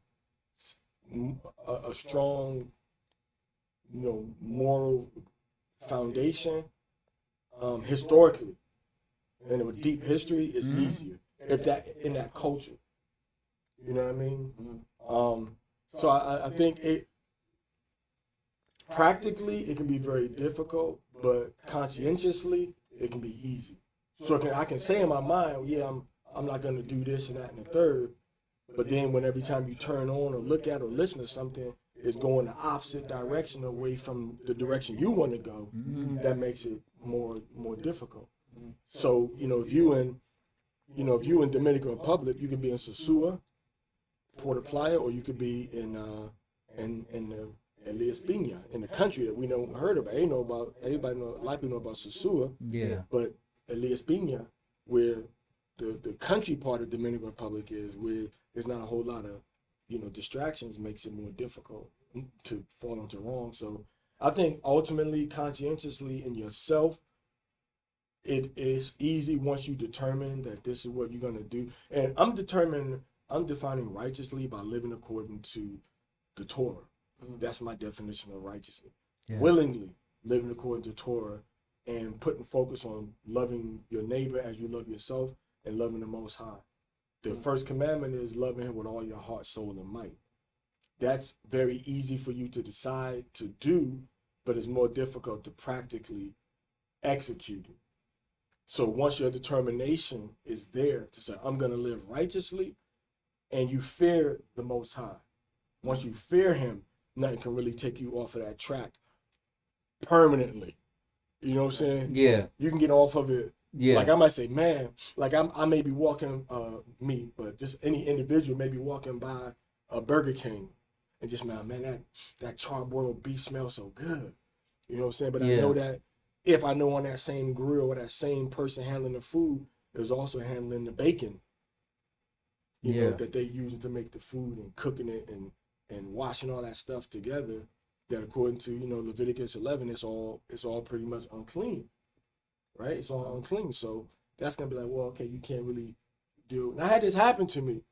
Heard this happen to me. I seen a guy like eating a Burger King Whopper, and that joint looked good. The beef looked good. So I said, man, let me walk around and see what I can find to eat. But I found a place in the airport that was an all Mediterranean spot. Yeah. They had sirloin beef.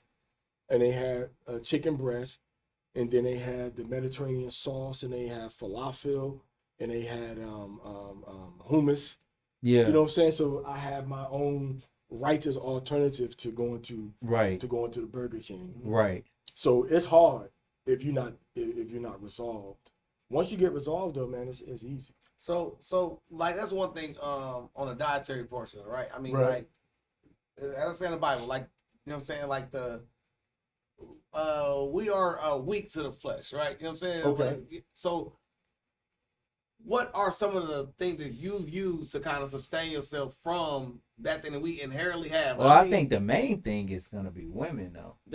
I mean, women I'm trying is- to talk my way to that point. I'm like, Well, walking to women. that same airport, you see Shorty with the fatty. It's kind of Well, all of respect from Adam to David to Solomon to Samson, like, well, you got Adam first off the We go to modern assembly. day. We go to First, well, I'm just saying, Yeah. like, we're just talking about like some of the main men in the Bible, like fell. Solomon, David, the mightiest warrior, the most wise man, Samson, the strongest, And Adam, the Adam, first man. the perfect man, all like fell victim to women. So how does a righteous man, who is obviously righteous, right? I mean, who is righteous, and women are going to be attracted to that, be able to fend off the temptation that women bring, bro?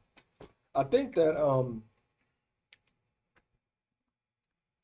it's both of y'all questions connect together. Yeah.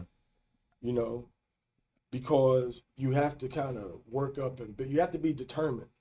Mm-hmm. Once you open that gate and say, you know what, let me go ahead and just, eat this shrimp fried rice, that's gonna open the gate for over here. Yeah. So you're constantly thinking about the Most High and His expectations and His response or His, how He feels about what you're doing to kind of stay based, stay planted, whether it's dealing with food or whether it's dealing with a woman.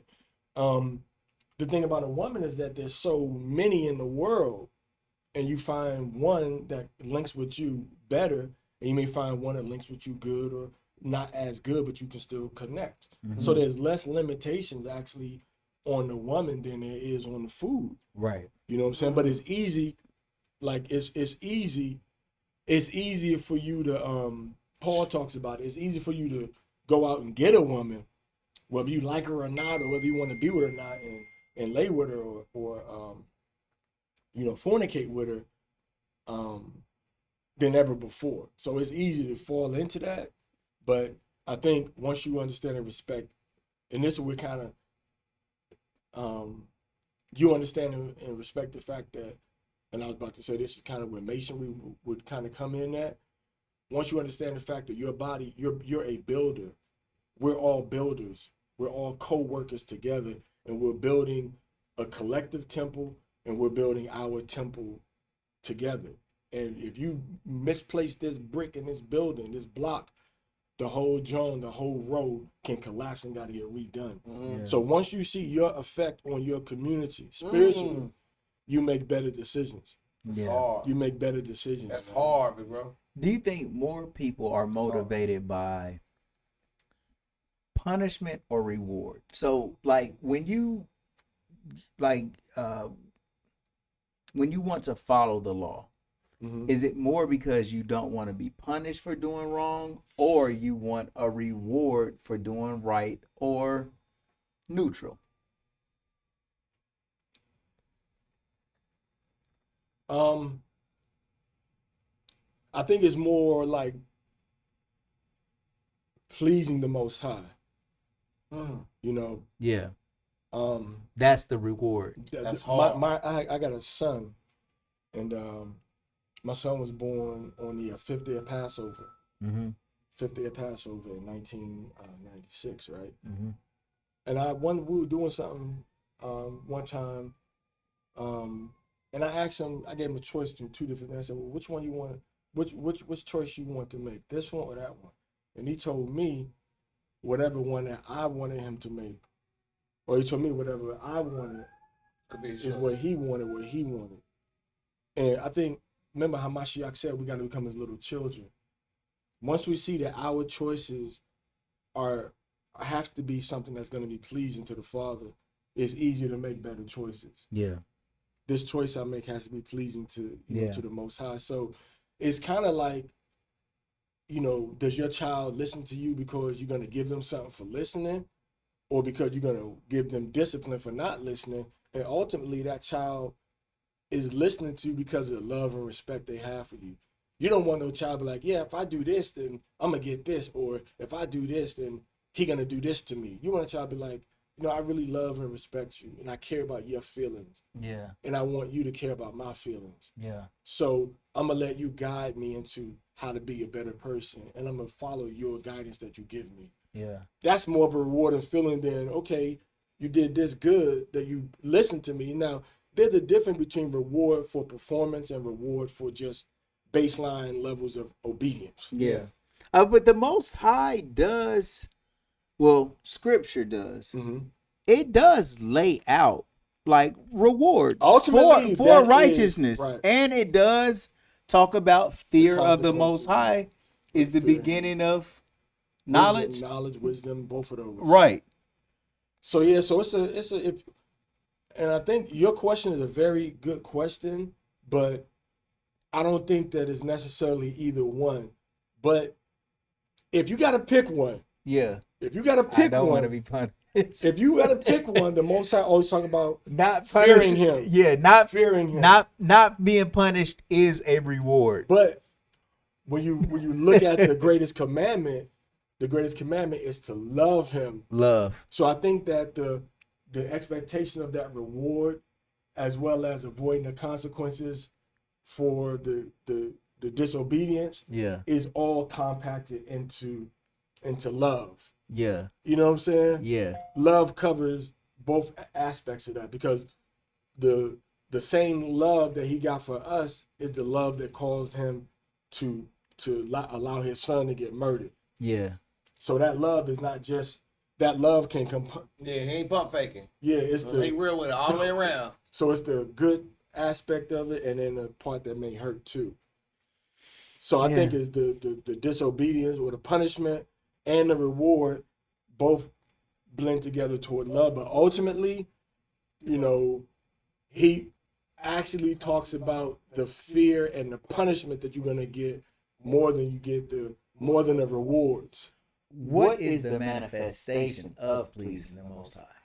A Obeying reward. Obeying him. But I'm saying, like, how do you know that you please the Most High?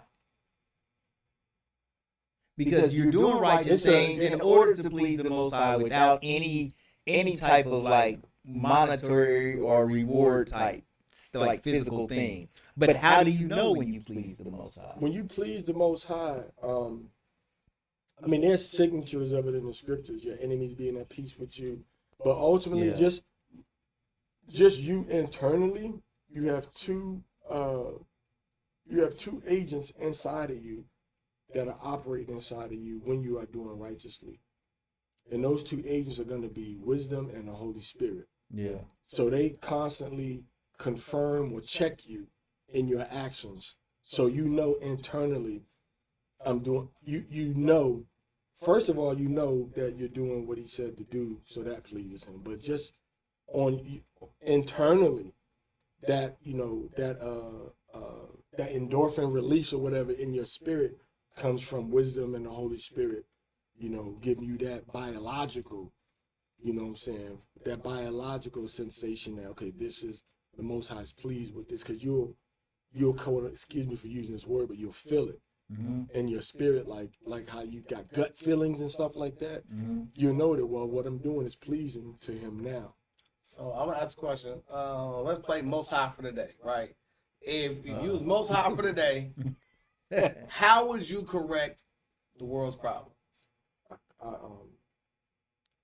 If I was the Most High for the day, I've already, corrected them. Everybody got the solutions that they need already, man. What would be some of the things that, what would be the target areas that you would personally do and fix? Me as the Most High, yeah. I mean, it's already there. I couldn't act as me personally as the Most High. I would be restricted. You know what I'm saying? I would be restricted because he's already put everything, in motion. His word is out there and it can't come back to him void. So all of the elements that would be needed are still there. But I mean, So it'd be but running- that's kind of like Yeah. If you that's kind of like an anal answer. Yeah, like Yeah. like if you turn the heat up or turn the heat down, we're not saying that it being on autopilot. If I dive deep into the question, Yeah. the main tool that our people need, that human beings in general need, but need to be taught it by us, is wisdom. The 7 pillars of wisdom. And each pillar of wisdom allows you to get closer to wisdom and allows you to gauge your behavior. So it wouldn't necessarily be a quick fix, but it would be, and he told us this, he said you have to reacquaint yourself with wisdom. It would have to be with wisdom. You have to read about the biblical wisdom, and the remedies for all of our problems are in wisdom. So if I were the Most High for the day, the world will be more focused toward wisdom, the 7 pillars of wisdom, and see how we have been interacting with wisdom all throughout history from Adam up till now. So it have to be wisdom. So because it couldn't be a quick fix. Because if it's a quick fix, you're not going to appreciate what it took for you to get to that point, nor how to guide other people to get to that point. So the only steps we have is we have a few steps in the scriptures. So I think that, and these are things that are in the scriptures.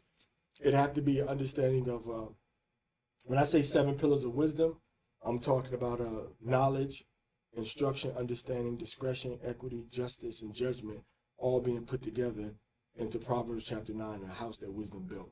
So we have to dive into those things from a very, almost like a multi-level marketing, knowledge of these things and spread those to other people.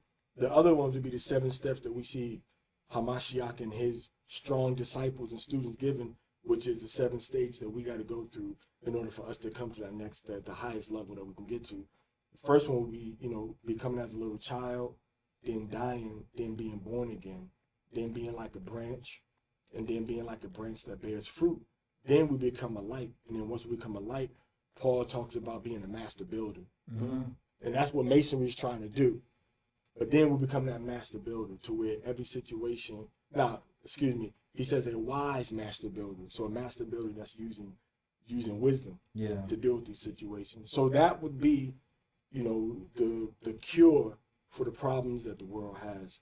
Focusing on how to navigate everything using wisdom, because that's the only thing that has all of the answers. And wisdom stretches from one end of the earth. Wisdom stretches from one end of the earth to the other, and wisdom makes all things straight. You know what I'm saying? So if we use wisdom or chokmah, that's the missing tool in the Israelites' toolbox that can rectify everything. So before I get my answer, I want to kick the can across the street to Ahava. I got Hood is calling too. Yes, sir. If you was Most High for the day, man, like, how would you solve Earth's problem?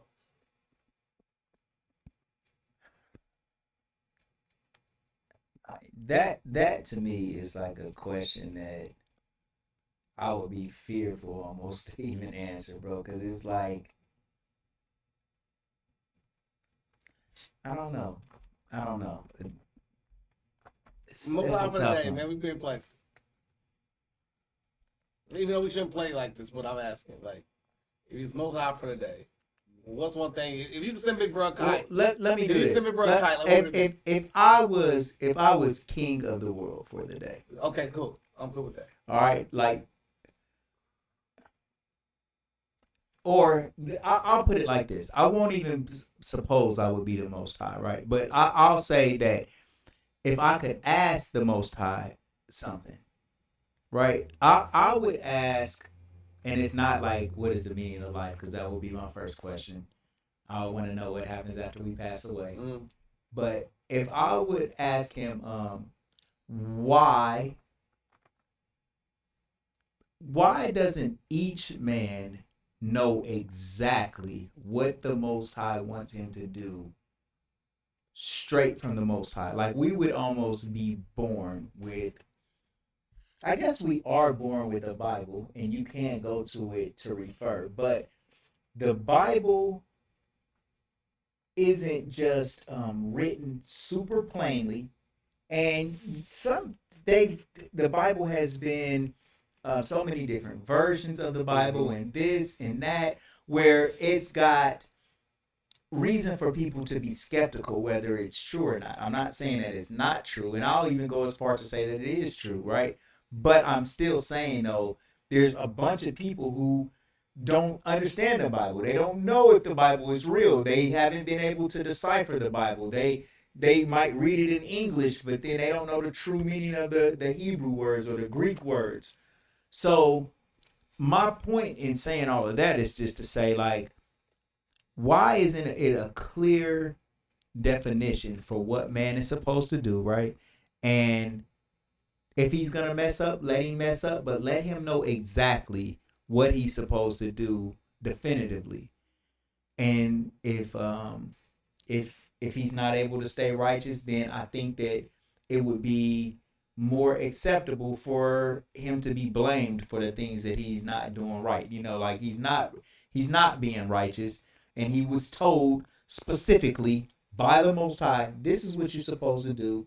And you can refer, it's not just a one-time thing. He can go and access all this information. So before he makes a bad choice, bro, like before you do something, but yeah, but you do it anyway, then I think you being held accountable is much more understandable. It's a lot of gray area, and people can finesse. And for example, the Shabbat, right? Most of Yasharahla, or most people who are following the law, think that you're not even supposed to cook on the Sabbath. But there is a little what's it called, bro? When you're doing like there's loopholes. There's a little loophole where you can say, well, it's not really supposed, you're not supposed to cook, but you're not supposed to be gathering the wood to cook. And that's the problem. You're not supposed to kindle a fire. You say, oh, okay, but what about if I'm heating up my house? Is that kindling a fire? But it's like, it's almost like it's not updated to the new rules of, and it's not so concrete that there is a possibility that the Most High let people invent electric stoves, so now you don't got to kindle a fire. Like, what would be the reason for the Most High to say don't cook hot food on the Shabbat?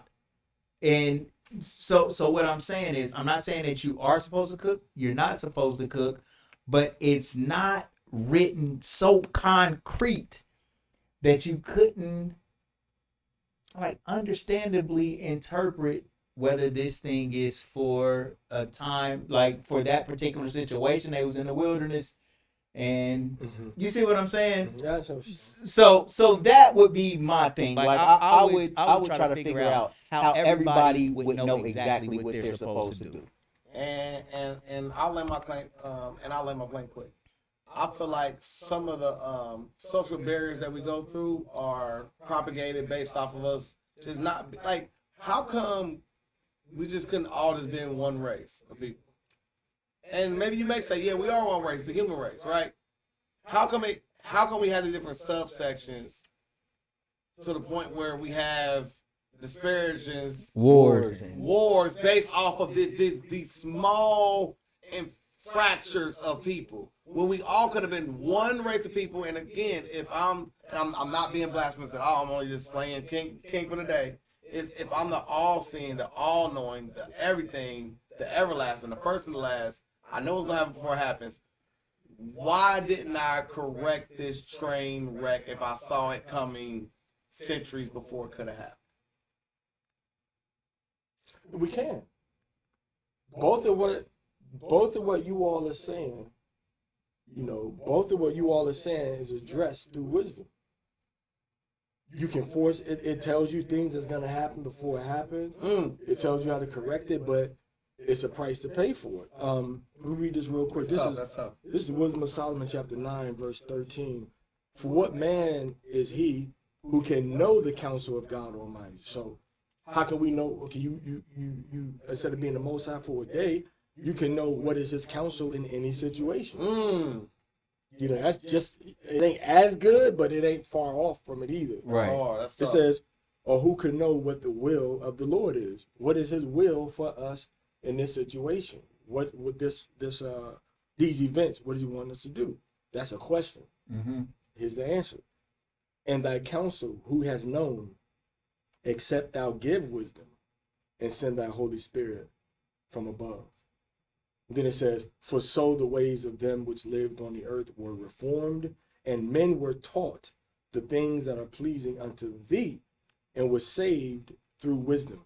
She preserved the first formed father of the world that was created alone, and brought him out of his fall, and gave him power to rule all things. And when the unrighteous went away from her in his anger, talking about Cain, he perished also in the fury wherewith he murdered his brother. So when you read all this chapter 10, it tells you all the times that wisdom intervened with us. But this is all coming from Solomon, which this part of his prayer. He said, give me wisdom that sits by thy throne, and reject me not from among thy children. So Solomon says, give me wisdom. Wisdom is the only thing that I really need to help Right. me. Because wisdom, it says, she knows and understands all things.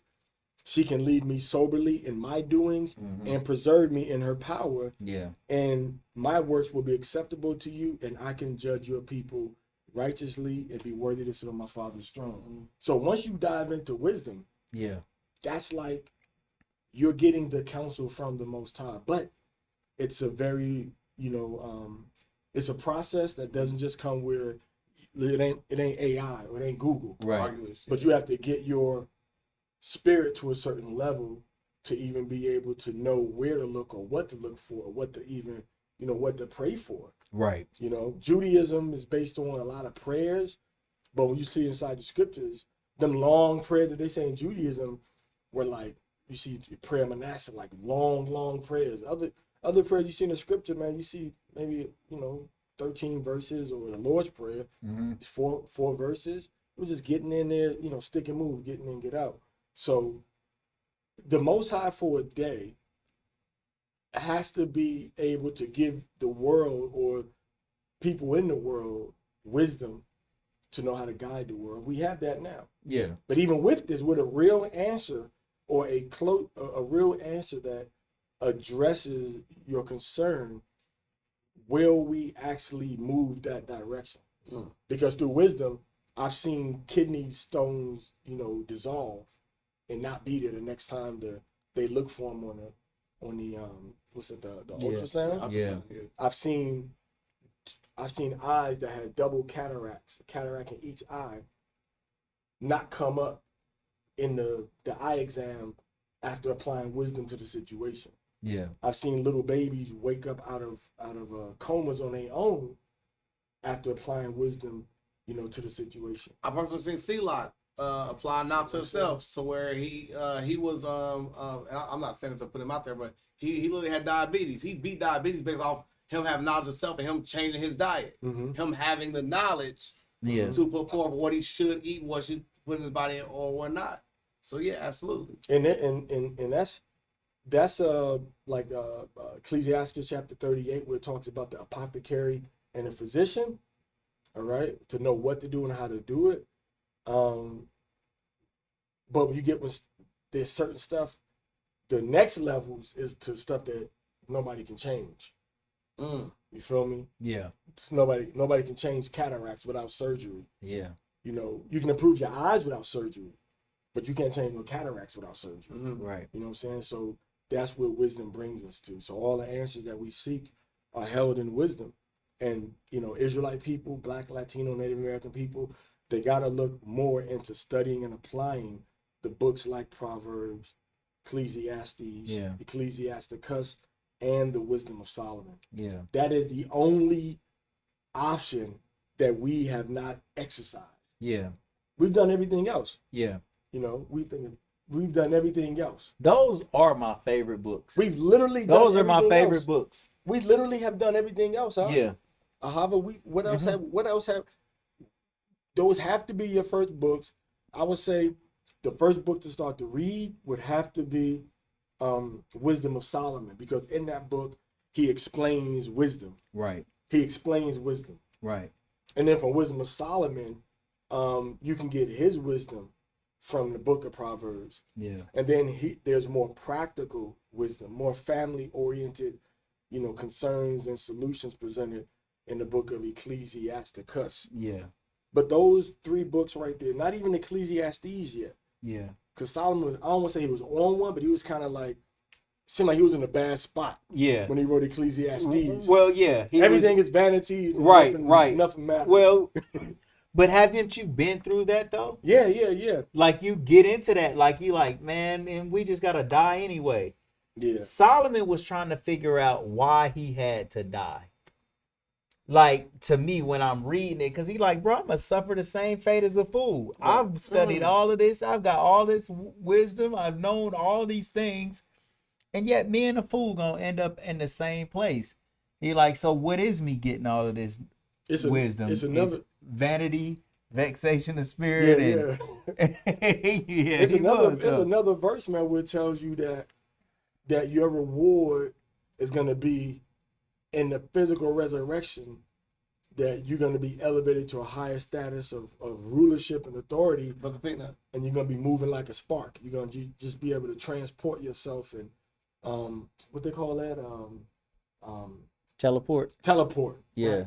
You're going to be able to teleport. We see teleporting in the book of Acts too. Huh. Philip teleported. He was one place, he baptized the eunuch, then he was in a whole other city miles away. Wow. We do that in a certain sense now. You know what I'm saying? So Solomon, ultimately, he did know that my reward is going to come, in my resurrection. I think he just wanted, like, why can't this just be a continuous stream of existence for me? Yeah. Because he wrote that everything is a cycle in Ecclesiastes. Yeah. Like the rain and the water and going back up, and the people come and there's no end of the people. Yeah. So he knew that everything was recycled. Right. But he didn't want to go through that phase. No. So one of my favorite books of the Bible is the story of Job. And when I look at that, it also makes me look at it with a peculiar eyebrow up of the Most High letting things happen to Job. Yeah. How do you feel from our perspective, looking at it from that linear perspective? Because again, I literally, whenever I'm going through a tumultuous situation in my life, I look at Job and say, you know what? I'm walking righteous, and he walked righteous, and the Most High let it happen to me. The same way he said, the same way he let it happen to Job. What is your perspective? The Most High. And then put the mic. What is your perspective? Yeah. And then put the mic in your He face. do what he wants to do, man. We can't even question, like, Exactly. he do what That's hard. he do what he wants to do. Yeah. That's the answer. You know, I heard. I He do love what it. He wants to do. That's It's real. like Paul said, shall the potter say, if you make a pot, you're going to ask that, if the man, can a cup ask the manufacturer, why you make me a cup? Yeah. Why can't you make me a fork? Most High make and does things according to his desires, That's the man. best answer I've heard on this podcast. I mean, for that's that it question. though. That's it. the best answer I've heard on this podcast That's so it. far. And another thing is, I mean, with Job though, you have to understand that bad things can happen to good people as well. And so for that, like, that's something that you can it helps you get through tough times to know, like, it ain't necessarily something that you're doing wrong. Right. Like, but this is something that the Most High got working. Yeah. Mm-hmm. And when you read the whole story, you'll see that, restoration is in there too. Mm. So it can help you get through some tough times to just know, like, you didn't do nothing wrong, but man, this might be something that the Most High is putting you through to restore you to something greater. Yeah, I appreciate it. And it feels good to be restored, man. It almost feels good to hit that buzzer beater. Yeah. It's nothing like winning a game at the buzzer. Yeah. You want to blow a team out by 20, that's fun too, but to overcome, hit that thing. to be saved by the Most High is seriously pleasurable things. It's like, oh, we did it. Thank you. Nothing brings you to give thanks more than being pulled out of a sticky situation. That's hard. What you got for us, bro? No, I'm just reading. Look, Okay. In a very timely fashion. Yeah. I mean, it's almost like you come to, it's almost like these songs that we grew up in church, like these people were writing from a real live slavery, post-slavery situation where their neck was on the line, but the Most High may not have come when they wanted him to come, but he came right on time for them to just slip away. Yeah. You know what I'm saying? Yeah. So like the song, he may not come when you want him, but he's right on time. Yeah. Yeah, so that's our experience where the Most High doesn't necessarily come when we want him to, but historically speaking, he's never let us down. Man. And actually, when he does come, you still want him to.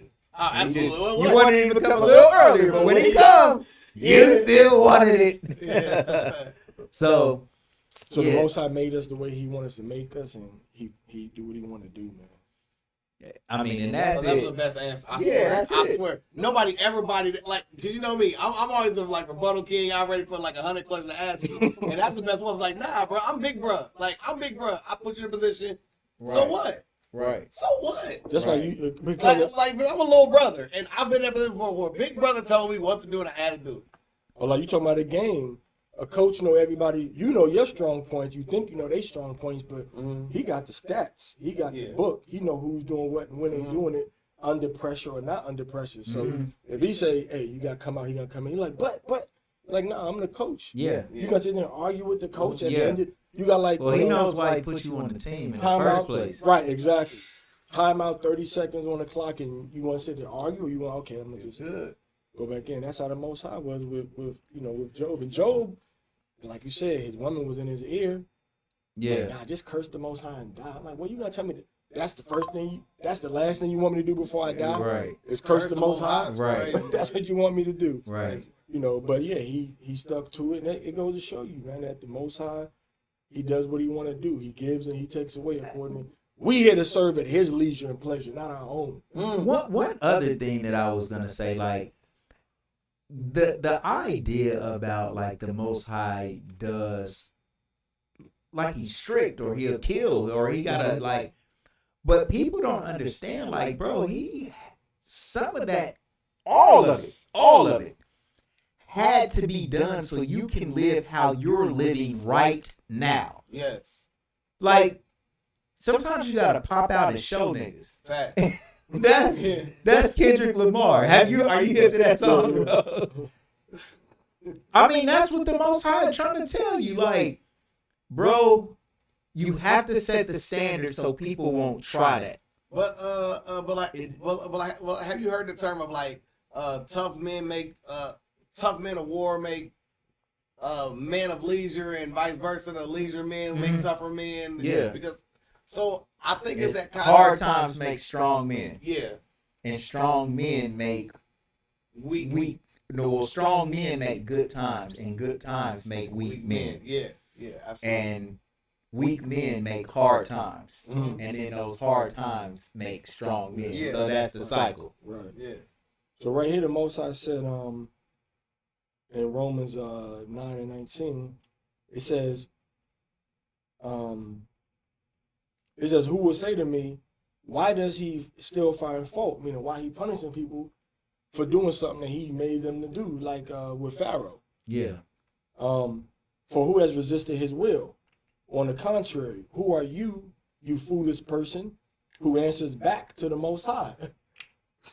The thing molded will not say to the molder, why did you make me like this? Right. Will it?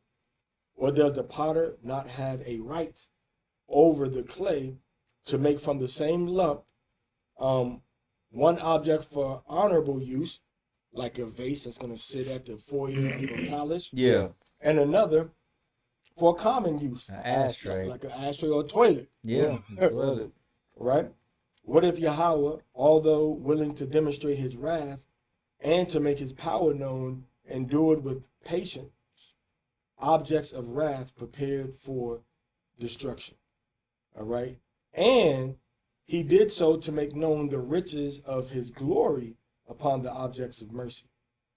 All right? So the Most High is telling you that he got the power like the potter or like the craftsman, the molder, to make what he wants to make, and we don't have no say so in, you know, I can't, if the Most High gave me 7 fingers, I could be mad, or I can be the best 7-finger piano player you're gonna ever see in your whole world. Word. But do you think that the Most High like chose you though, bro? Like, and I think that he did. Like the Most High I can see in the fabric for sure. chooses who he wants to give that wisdom to, or is it out there for just anybody? I think both answers. Interesting. Both answers, because we can see from the biblical example of Paul, for example, he was doing wrong stuff against his own people, but at the same time, you know, Hamashiach, from the time he was a youth, they told him like, this is the purpose that you was born here for. Yeah, This is why you were born.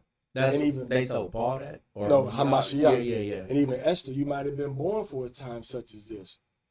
You know. Okay. So I think there is a certain degree, going back to when we started talking, a certain degree of predestination. Right. But you can, you know, you can program yourself out of that. Like the Most High told David, if your people straight and do right, you're gonna rule forever.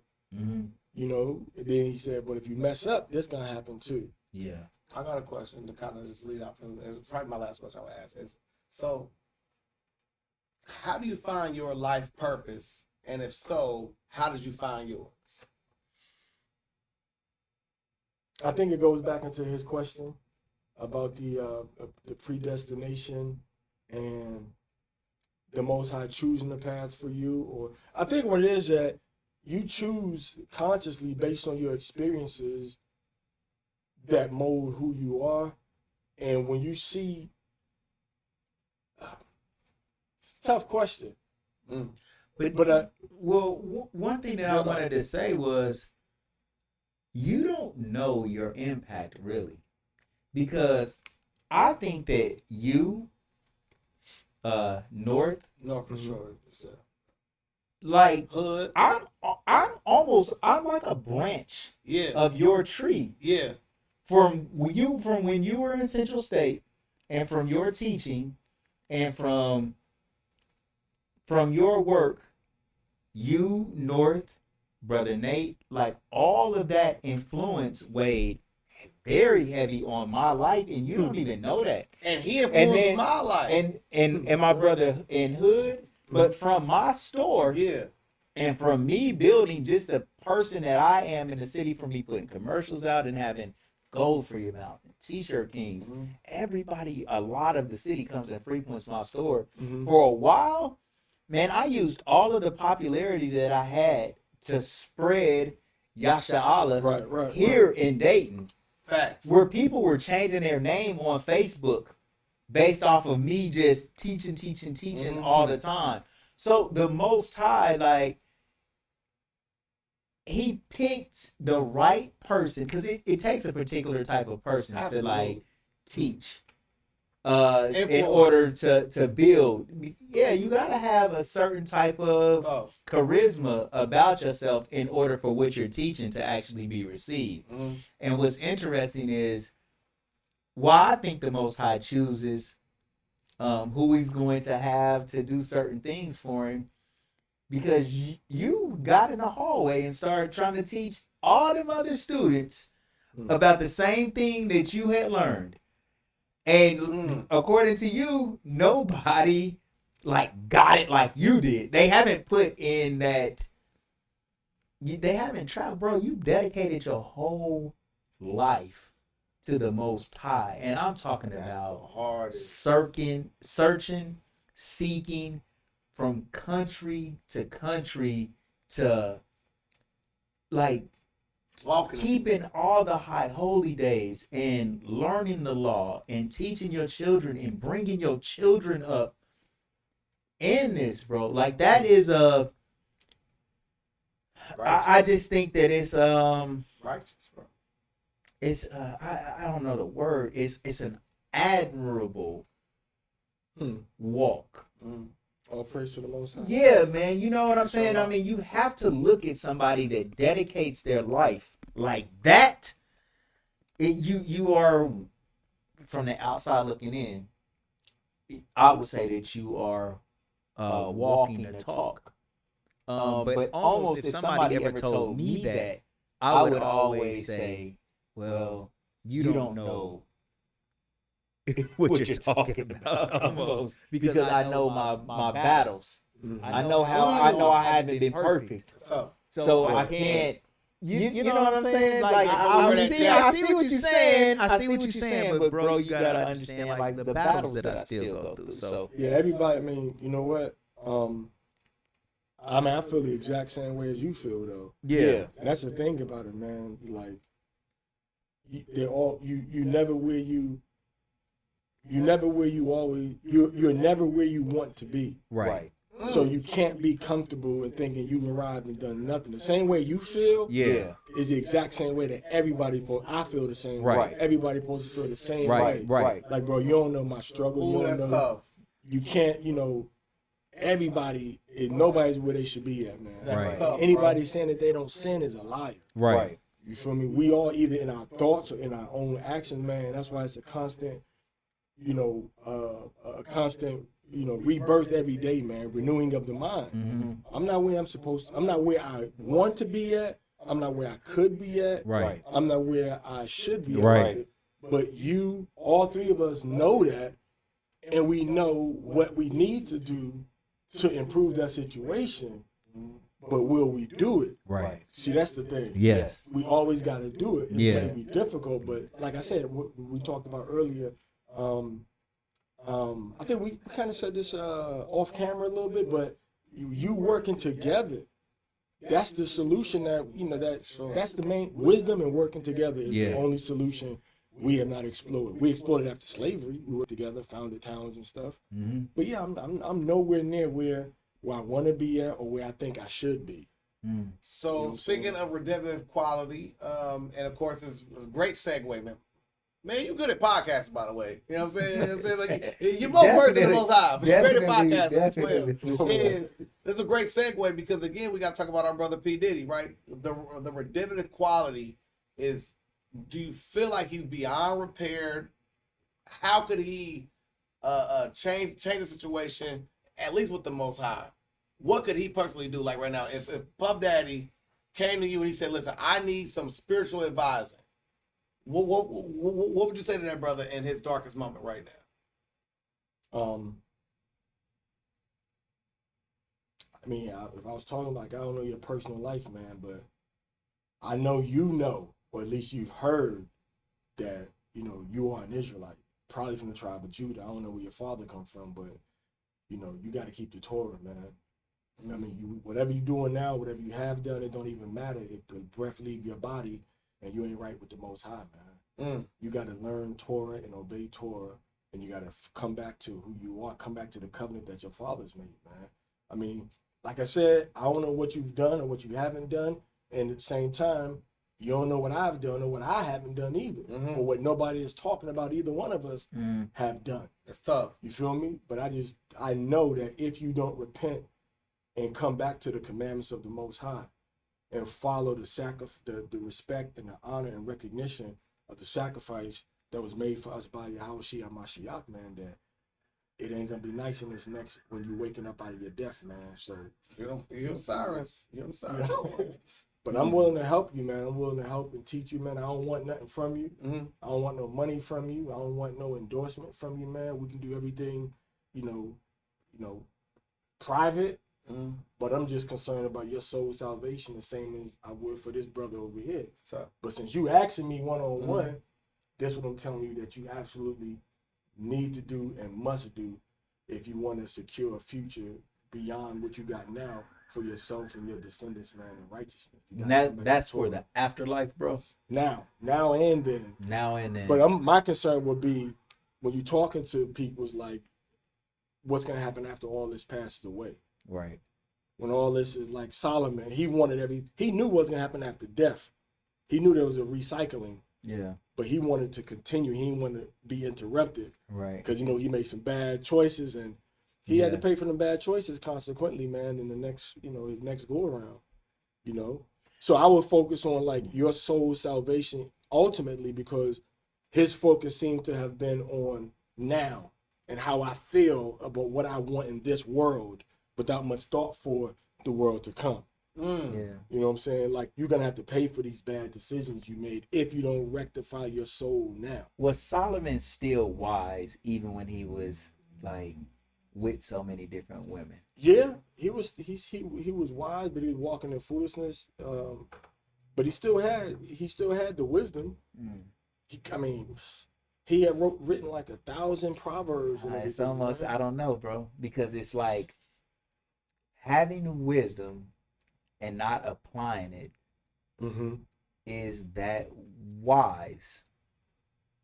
And it's almost like, ugh. But true, he did, or maybe wisdom won't last forever. Like you can have it, but it's something that you could lose. Yeah, you can lose wisdom, but the laws of wisdom, the cause and effect, the rational thinking of wisdom, I don't think that left him. It's almost like if I use a drug, I know that me doing this thing to get this drug is wrong. That never leaves me, but my justification system is what blocks it, or the reward of going against my morals is what keeps me going. It's almost like going against the Most High, though. Like with Solomon, not only it wasn't just the women, right? It was more about like starting to follow their traditions, going worshiping their gods. That's what it was. Worshiping their gods, and exactly and all of that. It's almost like, I don't care what you know, if you don't know the simplest thing is to follow the Torah. Right. Stay with the Most High. Don't leave your source. The Most High was his source of wisdom. He asked the Most High for wisdom. And so it's almost like if you abandon what got you all the things that you got. Right. Even though he still knew those things, I would have to question if he was wise then. So, and Solomon is my favorite he prophet. He wasn't walking in wisdom, but he still had access to that knowledge.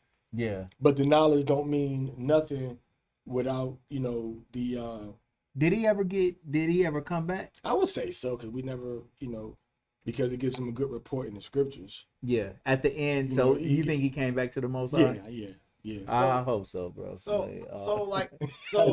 my brother. I want to talk about more or less the whole thing of like that aspect of us being reactionary to something that is written, right? For instance, so his story is the etymology of his story, right? So it could be anybody's story, right? Yeah. Right. So again, sometimes you can be marginalized out of a moment, such as we don't hear about Jesus who was married, right? We never heard about the whole person he was with, allegedly. I don't know, or also like case in point, or the Book of Enoch, or things like that. Which these type of things could be as biblical as the holy book that we read, right? So it's certain things that it could be taken out of context or not even credited to something that could be big, and it could be marginalized to the point where it's not even a thought pattern, right? Because there are so many things that we could look at, like in the Bible, where we say, oh, these are things we accept as miracles. You see something in another book and say, oh, that is fiction. That cannot happen. But we'll see things that we say, I've never physically seen happen, and we'll accept it in the Bible that's given to us, rather than books that we could say could be compiled with this book that we say are farce. Right. So my whole point to the whole matter was me literally saying that when we talk about, things that we say are contributing to people, are saying, okay, they could have done this, they could have not done that. It's more or less me saying that there's more out there. There's more to be discovered, and that's something I always want to discover. Like I always want to look into that realm of it. Like you just never stop learning. I think what, and this is pivoting off of what you said, but going back to that original question, what locked me in to not really focus, what really locked me into looking at these books right here was the fact that mankind's and Israelite people's historical experiences were pre-written in here. Like it's a direct contact with a higher interdimensional being, that we have a tangible track record to show that these things, that this interdimensional, intergalactic, omnipotent being that we call Yahweh, what he said and told these people was going to happen, actually happened time and time again. So that's what made me say, I'm going to stick with this. You know what I'm saying? So while there may be other pieces of information out there that's helpful, like the Dead Sea Scrolls. Dead Sea Scrolls and the books that they wrote, and that's the Mandain people that's in Iraq today. They still around. That community of people that wrote the Dead Sea Scrolls, they still around, and the Mandaean people, Mandaen, something like that, around. But the fact that, like Ayurvedic medicine, all right, or like different levels of martial arts that we see in Asia, those things are beneficial, but the spiritual foundation that structures everything that we do properly has to be the Torah, has to be the words from the prophets, has to be the wisdom that we have inside of our books. Nobody else has that. Nobody else has just mounds and mounds of wisdom that they can apply practically and see a actual physical outcome from the spiritual thing you're applying. So for us, we have what everybody else wants. You know, Baruch said that. Baruch said that he didn't give the wisdom, the knowledge and understanding to all these other nations. He only gave it to us, and only we can take it and use it the way that we we're King Arthur, and everybody else is pulling an Excalibur. Yeah. Nobody else can pull it out except for Israel. So out the book of Peanut, that's not the book of everybody else. Let's say y'all hear the yell of the Most High, but other religions could hear the whisper of the Most High. Mm-hmm. Such as we all hear some tone of it. Would you think that could be plausible? Yeah, the scripture says the wisdom went out through all nations. Okay. Wisdom went out through all nations. All nations have remnants of the Most High, but where they messed up at, like Hava Elion said, what messed them up is that they started worshiping other gods and stuff, dealing with idolatries and stuff, and you know, like Solomon. Solomon started to work. It wasn't that he dealt with these women; it's that he started following the gods that they worshiped. Right. You know what I'm saying? Right.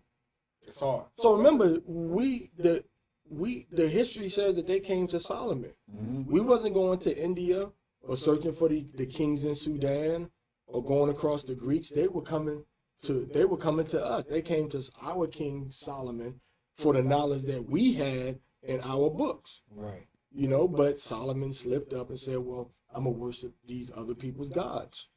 So they have different pieces of it. Because remember, everything came from Adam. From Adam went to Ham. I went down to Noah, then Noah's sons. And then from Noah's sons, it went down all the way to Arphaxad, and then Peleg and Eber, and then all the way down to the prophets, all the way down to Abraham and Isaac and Jacob, to us. That's the biblical lineage of spiritual authority. Everybody else got to come in that line and get what they need and bring what they got if it can enhance righteously without contradicting nothing that we have. But they don't want to do that. They want to keep worshiping, Shiva. They want to keep worshiping, Isis and Oshun. They don't want to leave that alone and come back to Yahweh. So we very careful to look at what other nations have, and incorporate into what we're doing, because we may not know the origin of why they do or how they do that thing. On the surface, it seemed like a good idea for us. It's almost like I'm calling myself a Hebrew, but I'm like, well, yeah. So, hey, man, do me a favor and tell all the women to take their purse off the floor. Right. You know what I'm saying? Right. Tell the women, hey man, hey man, come back around here. We need to both walk on the same side of this pole. You feel me? So superstitions. I be saying that. Superstitions. Yeah, but So my bad, because I really do be on that. yeah, and that's what I'm saying. Like these Wow. superstitions from Okay. worshiping and dealing with other gods and other ideologies Right. can slowly creep in Mm-hmm. Wow. until what we have now bring it back full circle. What we have now is a form of being a Hebrew Israelite that has never existed in history. It's a whole new construct. Yeah. You feel me? Wow. So while these other nations have remnants, like you said earlier, the biggest thing that they have is not necessarily the food, but it's the women. Yeah. And Solomon fell from wisdom, became foolish to follow after those other gods, and that's what messed it up for us. So that's why me personally, and us other people, what do we know are Israelite practices? Like, I'm revamping everything. Yeah. I'm going back to the oldest and greatest and the most antiquitous practices that we had, and I'm incorporating that into what we do as a people. So wait. He divided me on my superstition. And look, and I gotta fight back. I gotta fight back for the like superstition crowd, right? Because again, yes, what you said right there are facts, but there are some old traces of superstition when it was practical, right? Such as if you break a mirror, you have 7 years of bad luck, right? Not because of the fact of it being 7 years of bad luck, but because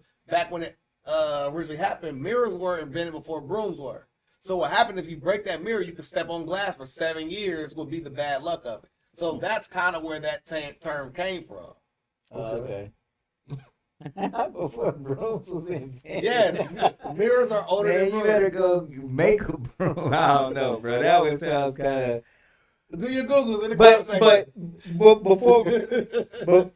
before I don't want to be super long, bro. But I do want to just. Where are all the places that you've taught at, bro? Like, where is this walk taking you, bro? Give me them countries, states, all of it. States, countries. Yeah. I mean, you quit school. Did you quit school? I think I left in my third year. Right. Okay. I got my credits. Okay, you got your credits. All right. Of course, here, Mm-hmm. Xenia, Okay. Dayton, Yeah. Cincinnati, Zanesville, Columbus, Whitehall, in all the Franklin County areas, Warren, Youngstown, Painesville, I say Cleveland, Akron, Indianapolis, Chicago, Detroit. I just better just say various cities in America, man. Right. Because that's gonna be a long list. Right. Orlando, Miami, Orlando, Miami, Demopolis, Alabama, Butler, Alabama, LA, San Diego, never been to San Francisco area, Las Vegas, just different places in America. You was out teaching in LA? Yeah. When we had the summits out there too, I would go out there for the summits and we would teach on the streets out there. Plus, when I was in LA, I teach, like if I'm I had to catch a bus from LA to San Diego, to Mexico actually. Yeah. So we got like a crowd of people there specifically just to teach them while we was at the airport. Yeah. And in Mexico, Tijuana, on the street, just teaching the people as they're walking by or whatever. Right. You know what I'm saying? All right, so let's talk about internationally. If I just do the countries, which would probably be easier, Mexico, Belize, Guatemala, Mexico, Belize, Guatemala. What led you to South America and Central America? Because of the lack. There's a lack of truth in the Spanish-speaking countries in terms of being part of the 12 tribe of Israel. It's like it's not there. What tribe are the Mexicans? Well, the North Mexicans are the tribe of Gad. Okay. Central Mexicans are the tribe of Issachar. Mm-hmm. Southern Mexicans are the tribe of Zebulon. Okay. Yeah. So, like I said, Mexico, Guatemala, Belize. Now, I've taught people remotely in places like Honduras and Costa Rica and stuff like that. Yeah. And I've had my students go down into El Salvador, teaching. But then leaving the Dominican Republic, I've taught in Dominican Republic, Haiti, while Haiti was having the uprising and the. You were there? I was there. Yeah, I was there teaching in Haiti, teaching in the streets, and then teaching at a compound also. What barbecue? The homie barbecue was running it then? No, that was Moses, Okay. still the president, and he didn't want to step down. Yeah, So like barbecue was the one who overthrew that. yeah, he didn't want to step down, so they had protests in the street and burning stuff, and so it was thick. It's kidnappings going on, preachers. You doing a podcast like this live now, and broadcasting on YouTube, and they came into the church and kidnapped the pastor, the singer, and the people that were doing the broadcast with him. Wow. So you weren't in the church. No, but I was in Haiti at the time that type of stuff was happening. Right.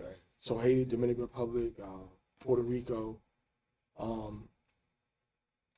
did a little bit of teaching in Sweden. This is me personally, physically. The West Bank. I taught in the West Bank. I taught people from Gaza. Yeah. You know what I'm saying? That was in the West Bank. You know what I'm saying? I taught in Palestinian territory. So in Gaza, you were telling them that we were the true. I didn't actually go into Gaza, but I taught. There's two types of Palestinians.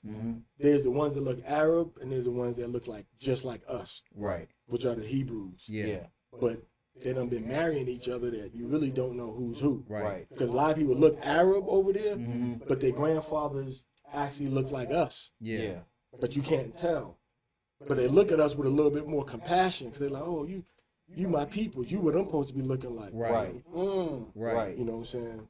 But I was in Palestine. Did some Spanish teaching words over for there too. abuela, when like they got an older black mom, they call her abuela. You got probably like a perfect like complexion. To like blend and all this. Yeah, like to He be. can move To it. be. I wonder They they can't tell. They probably can't tell like like, really your nationality, You bro. like Like you like fit in really. Me over there, they were like, Now we about to. okay. Hey, I blend in with some. We We could be go. cousins, couldn't we? Yeah, I think so. First cousins. They go. I mean, they probably know that we all are probably like. The son kiss us different, man. American types. Son is kiss us different. India. Yeah. Taught in different parts from the south to the north. Taught in Hindu territory in India, and then taught in Muslim territory in India too. Yeah. Like the sheiks and all that. Yeah. Running down the streets with swords in their hand, chasing somebody. So Turkey too. Turkey, East Turkey, Northeast Turkey. I gotta ask a silly question. Are there turkeys in Turkey? I just want to ask anybody. I didn't see none. I didn't see none over there, but they got turkey meat over there, I think. Okay. Yeah. They got some good food in Turkey. That's why I was saying earlier, you asked that question about, is it hard to be righteous with food and whatever? He said, nah, let's deal with the women first. Yeah. But with the food in Turkey, it was easy. Yeah. Everything was clean foods over there. There was no pork and bacon and stuff. There we go. Sausage, pepperoni. You go to, but Let's slide through Turkey. so we almost went to Greece, but I didn't go. Sri Lanka, that's it, I think. Then Sri Lanka was over there teaching deliberately, planned over there. And they all throughout different states in Mexico. There may be some countries I'm forgetting about. That's first How of do all. you support yourself when you doing all this, bro? When I first of all, when I first started traveling, it was just my own money that I had saved up from working and business and stuff. So pretty much self-supported, man, having enough money. And I was able to probably do more traveling once I moved outside of America. Opportunity, I should say, to do more traveling. Yeah. When I moved outside of America. Yeah, because once you get out of 'Cause here, it's it's kind of expensive stuff, easier to get from different country to country because they all like connected, right? Especially when you're in the East. When you, yeah. Yeah, you can fly for $58 round trip from Bulgaria to Israel. Wow. $58. I seen flights for like $25 from Israel, from Turkey to Israel, man. Yeah. $25. Okay. So yeah, the support just from different business ventures. Do you drive when you, like in the East? I drove in Israel. a little bit. I drove in Israel. Yeah. I drove in Turkey Yeah. on the highways and stuff. Mm-hmm. You know what I'm saying? I didn't drive in Sri Lanka, but I didn't drive in India either. Traffic crazy though, man. Traffic crazy, and they on the other side of the road. But Turkey, I drove, and then when I was in Israel, I didn't drive in Palestine. I took the bus over there. But when we was in Israel, certain parts of Israel, we were driving around Jerusalem, down by Arad in the south. What's the most beautiful country that you've been to? Define beauty. However you. If you ask me, I'm gonna have different answers, man. Yeah. You got like beautiful people. Who's got the most beautiful people? Spirit or flesh, like looking. Let's go spirit. Let's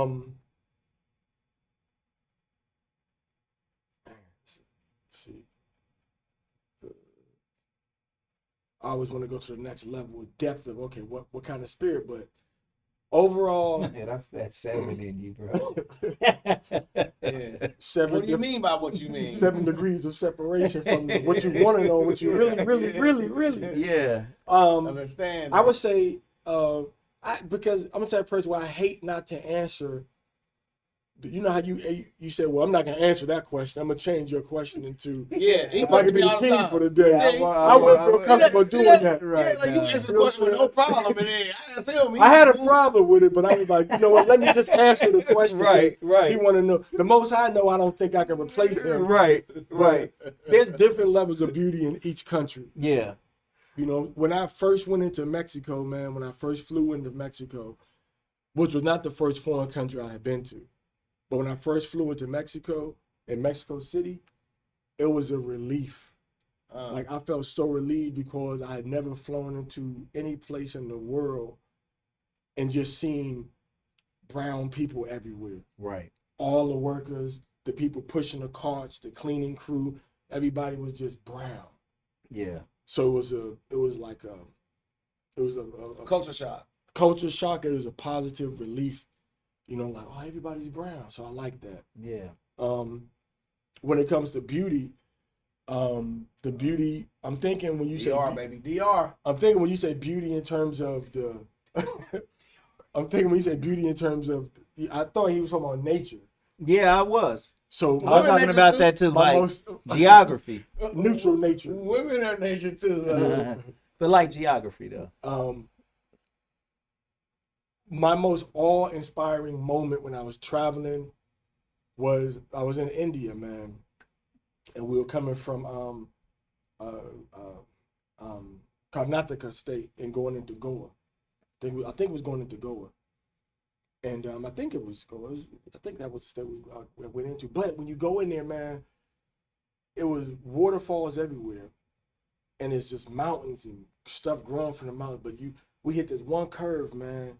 And it was a waterfall. The thing had to be at least like 8 to 10 stories high, man. Yeah. Just on the highway, off the highway. Yeah. And just the water just cascading down off the rocks, and the trees, and the rocks, and the pool gathering the water at the bottom, and people was over there kind of like in the water playing around and stuff, man. Yeah. And cars was parked. It was probably the most beautiful, closest thing I've ever seen. Most thing that awed me the most when I was traveling, man. That's tough. You know what I'm saying? Like it was the most beautiful thing I'd seen while while traveling. Second to that was I seen something similar to that in Puerto Rico. Yeah. You know what I'm saying? Like Rio Grande. And I've been in Puerto Rico. In Puerto Rico, it was real nice over there. I love Puerto Rico. Yeah, me too, man. What about the most kind of like fearful moment, just being out where you don't know your surroundings, you feel like you in danger or something? Man, great question. That's what I never felt like I was in danger in India or Sri Lanka. Mexico, southern Mexico. Mm-hmm. I felt like I was in the most dangerous situation while in Mexico. You were actually teaching at this point? Well, I teach in Mexico, but this was me traveling. Just traveling. Yeah. If you want to, if if you asking specifically about Why teaching, were you in danger of traveling? in Was it- Mexico, they sometimes, you know, because there's a lot of narcotraficantes, like like drug traffickers. Yeah. So sometimes the people get mad at them or vice versa, and they'll block the highway. And sometimes when they block the highway, they be out there with like they, you know, AR-15s, and with the mask on, you can't see who's who or whatever. So they'll have blockades. And sometimes if you gotta imagine like if I want to go up to what's up here? Trotwood. That's north of here. Yeah. Yeah. If my only way to go to Trotwood is that I gotta I can't go straight up Main Street. I gotta go down, get on the highway, and come back around, and then hit it from that part. Like a checkpoint going on. Yeah, that's how they shut the whole highway down, bro. Have you been through a checkpoint like that? Several. And what they get in your car? I mean, not get in your car, but just. I mean, I was driving one time, man. My red was like they just opened the van door and looked in, but we had already been briefed from people from there that knew what was going on, and they had actually lived there, and some of their people from their village got kidnapped, and they killed the wrong person, and then they released the other one, said we sorry. Yeah. They kidnapped 2 people. Both of them was the wrong person, but they had already killed. Oh, was this person? Was this an American? No, No. this was one of their people. So imagine. Okay. Right. They kidnapped 2 people from the village, and they killed one of the persons, and the other person they just let them go. Right. We got the wrong people. Right. And they let them go. So they already told me like, you don't want no smoke. Just. So Have you ever been? So hold on. I want to. So when they open my car, yeah, the back door to the van, I'm just let them do what they're gonna do. I just let them look through the van, and you know what I'm saying. And where you going? Hey, I'm going down here to do some paperwork at the border, and you know what I'm saying. And that's it. Yeah. And when you driving, just face forward. Don't be looking around. Don't be on your phone. Ain't no videotaping or recording. Nothing. Ain't no what they doing over there. You know. Yeah. Eyes forward, like you in the military marching. Right. Ain't no eyes left or eyes right or nothing. It's just forward. That's it. Your life could literally depend on if somebody think you nosy or somebody thinking you down there for another purpose other than what you say, man. Right. So yeah, man. It's scary moments driving through southern Mexico, man, because people literally get kidnapped, murdered. Like these people I know, I know people that live in their neighborhoods got kidnapped and murdered on accident, man. Right. You feel me? And you are teaching on these streets as well? Yeah, not as much. Right. Not as much. Because I'm talking about on the highway. Yeah, this ain't is no a highway. Because when you teach on the street, it's a crowd of people. There's people around there. Right. You know what I'm saying? But even when you teach on the street, I can't record it for real. Because the minute the camera come out, everybody disappeared. Nobody want to be recorded where I live at. Right. You know what I'm saying? Nobody want to be recorded. So I keep my teachings to like one-on-one, and then the crowd develops over that. Right. But then if we take out a camera, wanting to broadcast something, they go away. Right. So I find myself always just being in that moment of teaching them, as opposed to trying to keep a visual record of it, because it doesn't work. Yeah. So it's a whole different vibe than America. Yeah. So street teaching don't work down there. Tijuana street teaching works like that because it's a big city. Right. But I'm in the country. Yeah. You know what I'm saying? So on them highways, man, like you can't stop to teach on them highways for real. Because there's always something going on. Right. My last trip, I went through 3 checkpoints going down, came back the same way, went through 4 checkpoints going back up. These are militia checkpoints down there. Kinda Or cartel checkpoints. There was, it's 2 stories on that. I'm not sure. Yeah. I don't know. And we don't even want to talk about it. I don't. Yeah. This is the case. I don't know who was controlling who, but some of them are military checkpoints. But Yeah. military personnel. Military, But yeah. who knows, man? Who's But controlling the military? all I know, man, is I saw a couple. It was a couple outside one time in Mexico. They were arguing.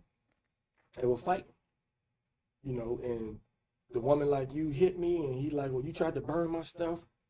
Nobody was in the window. Hold on. Say it again now. Nobody was at the window Watching them out there. watching arguing. them out there or saying nothing. Yeah. Everybody was minding their business. Yeah. Oh, okay. On the project, everybody in the window. So Mexico have taught me to mind my business, bro. Right. They teach because they teach you to mind your. When you see them not in the window and you in the window, you can't take that Right. mentality that Look, you lose. yeah, you can't take that down there. Right. Man. You know you can't. So when you down there, man, like this stuff that I'm talking about happening is stuff that's happening in the on the highway. Yeah. That's not in the local area. Local area where I live at, they was in the streets shooting AR-15s because the two groups are mad at each other, but instead of shooting each other, they just blocked all the businesses shut down.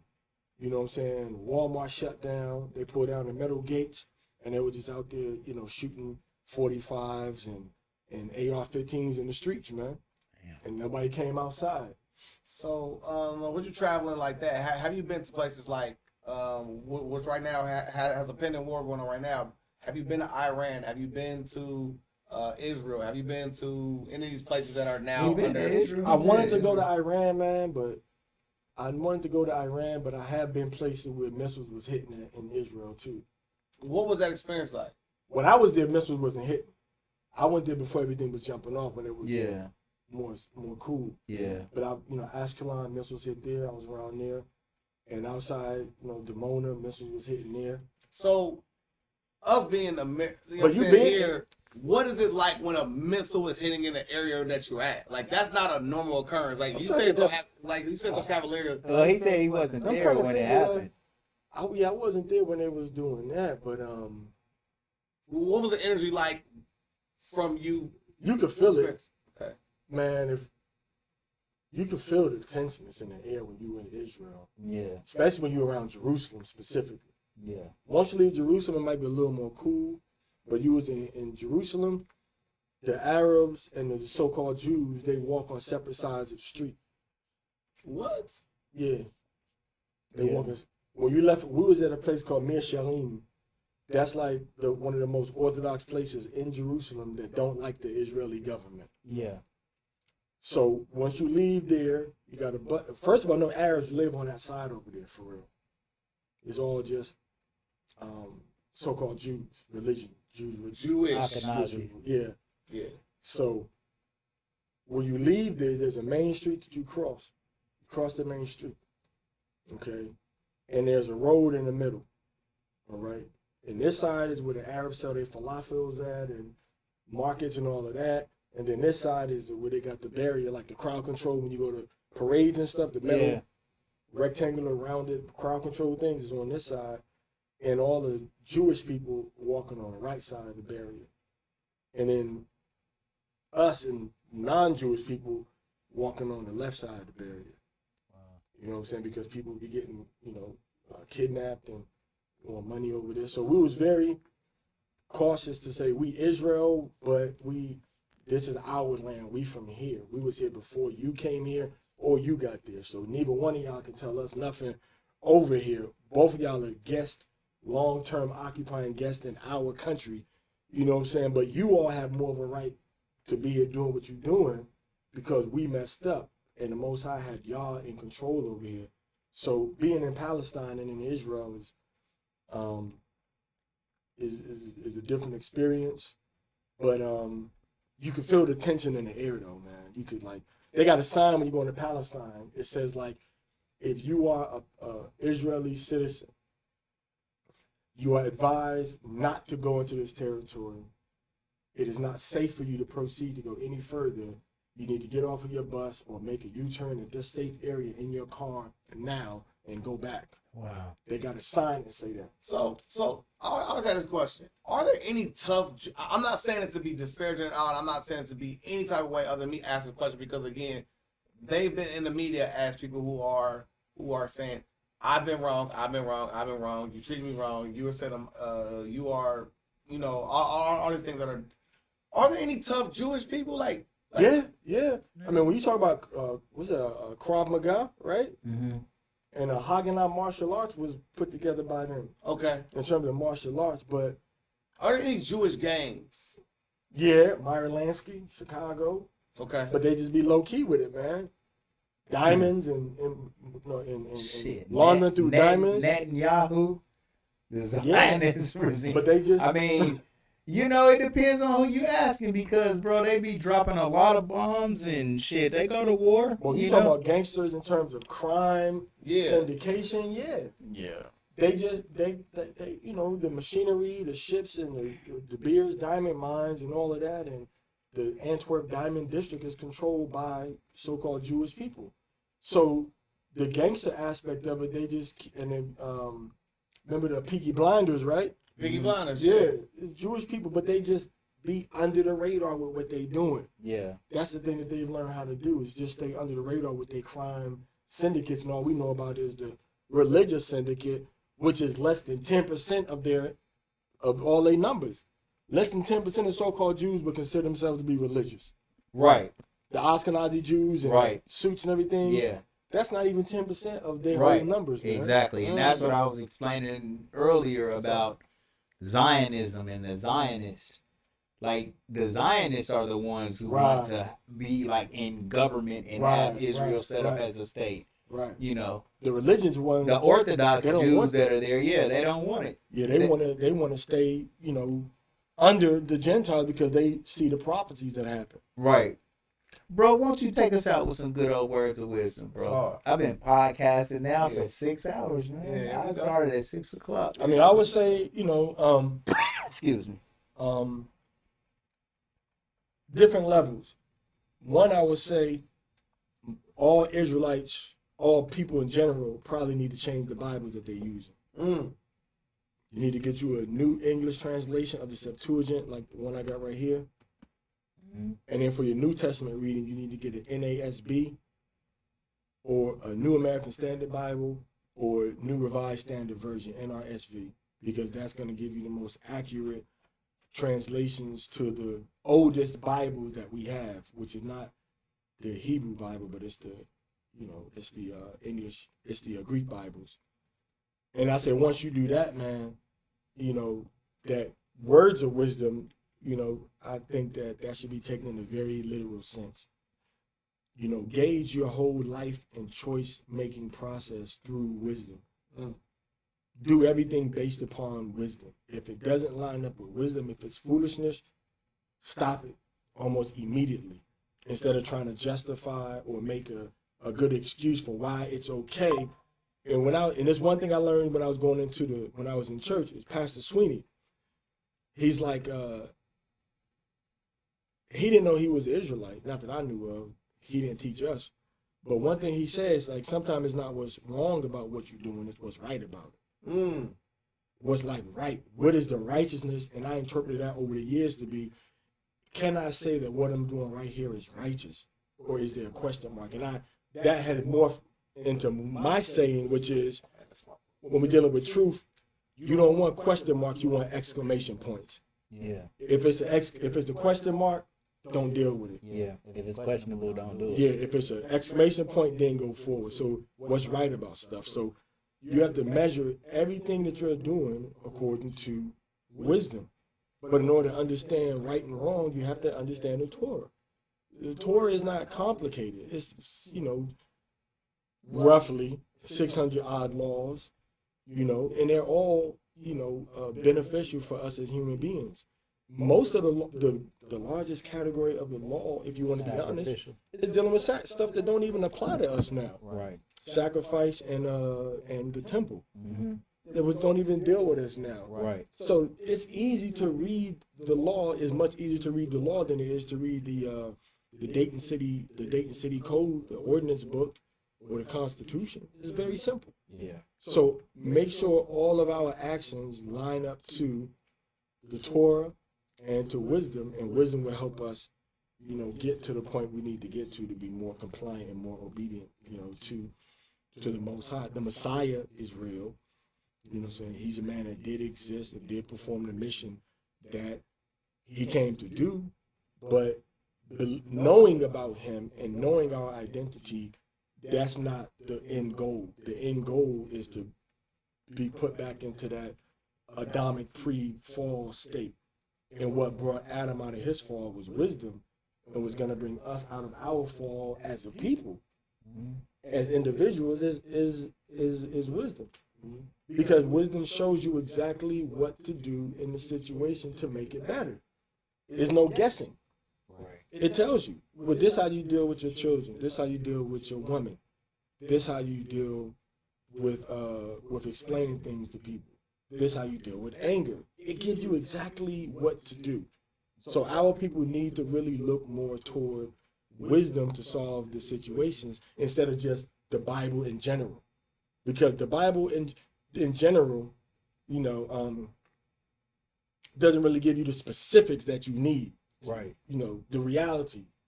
Like you said, it don't specifically tell you, Yeah. like you said earlier, it Yeah. don't specifically tell you this is, how you're supposed to do, X, Y, Z, on the Sabbath and blah, blah, blah. Right. But I've developed a certain paradigm of understanding as I'm teaching where everything in my mind, everything I'm talking about, there has to be a biblical polarity of what I'm saying. You understand what I'm saying? Yeah. So when you're talking about the Sabbath and fire, I have to understand the polarities of that. Is it fire for this or is it just fire for that? Is it cooking? Yeah. So you have to dive in and investigate what he told them and why, and was that still pertinent? Like the cooking aspect. Because if you look at that, he didn't say nothing about fire when he said don't cook in Exodus 16. Yeah. He never said nothing about fire at all. He said prepare. Because remember, back then, you see people doing it now. You could cook with the sun. You can cook with some hot sand and the sun. You know what I'm saying? So it wasn't just fire that was being used. And when you talk about the stove now, the stove is still a form of preparing your food on a day outside the sixth day. So I'm very fundamental. Like, no, it doesn't say that here. Here it says prepare your food for 2 days, and whatever you're gonna bake or boil, do it today. Whatever needs to have heat applied to it, do that today. Over here it says don't consume the fire on this day, which kindle is not the correct word once you dive into the Hebrew. So you can kindle a fire on the Sabbath day, but can you consume it? Kindle meaning I'm gonna just start this fire and keep it going. That's all. Right. But Not for now, you to die in the wilderness if But you it need says it. don't consume a right? fire. The Hebrew consume is a bahar. It says bahar, which means to actually take away from the essence of the fire, not letting the fire just be what it's for, light and heat. So heat you can use, but now when I take this fire from my spark plug and it ignites my gas, and that makes a combustion explosion in my engine, Yeah. and that turns, I'm consuming that fire now. Mm. So that's the prohibition. You know what I'm saying? That's the prohibition. Don't some people they just light a candle though for the Shabbat? They don't even turn their lights on. Is it not lawful? Which one? Electricity or the candle? Electricity. The filament is burning. That's Let me give a shit. I know more. Anybody got no filament? Anybody people still use filament? Ain't everything LED and LCD? not all LED, but some people still got filament bulbs. We don't fit no Mexico, man. But I'm just saying. Okay. Let me answer that question. I know this is gonna probably be my most shortest answer Okay. to that question in history. All right. When you in your house using electricity on your cell phone, on your app, or on your computer, the electricity is different than the fire. The fire at the power plant is generating electricity. So you got to disconnect from that unlawful use of fire on the Sabbath day, because they're doing that. They're consuming that fire on the Sabbath day. So it's not the electricity. It's where is this? What's the ultimate source of what I'm doing coming from? You're almost like using a servant at that point. You Well, got somebody working. Somebody's working, but they may need to be there for safety and explosions and all of that, and keep them gauges right. Because you still need fire on the Sabbath, to save lives. Right. I still need to run my ambulance on the Sabbath day. Yeah, you can't be like, well, I'm not gonna start the car. I can't start the engine. Can you drive on the Sabbath? For emergency purposes, I would say yes, to do that type of good, because you're kindling and consuming the fire. Can you drive to to the convocation? No, No. no. Israel wasn't set up as a long distance community. We forced our, even Jewish people. They got a Jewish community in Dayton. Yeah. Don't they live in the same area? Yeah. Yeah, but can you come together like so we couldn't hold a service on the Shabbat? Yeah, but we had villages. We didn't have cities like this. This is a mega city. Right. Dayton, So how do you handle it now though? Like if the church is like Zanesville. like He said 20 Zanesville. blocks down.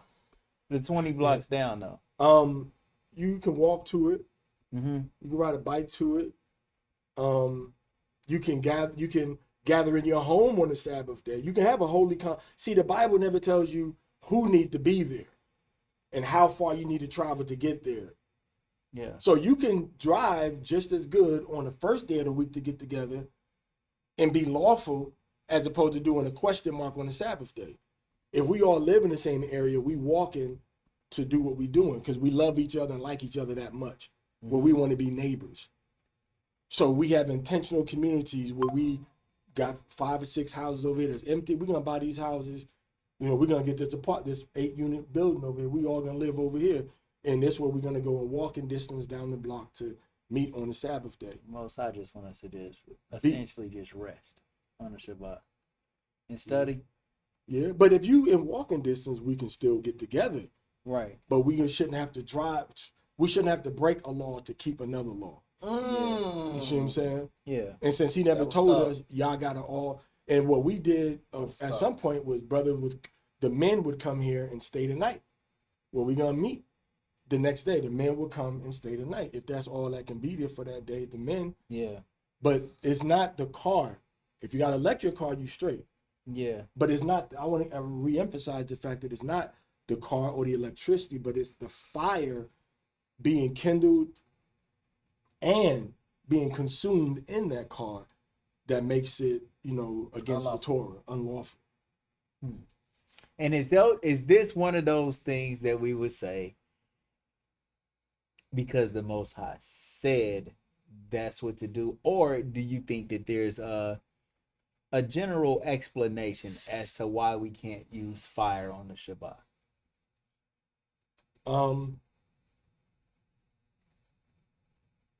Doing it, I can see the practicality in it because you're much more likely. Remember back in the day, we heard the stories about, our grandmothers and grandfathers would go to bed when the sun, a little while after sunset. Josephus says the same thing.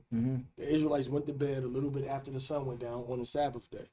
So I can see the practicality of it because the Most High, he knew about all these things that we got now.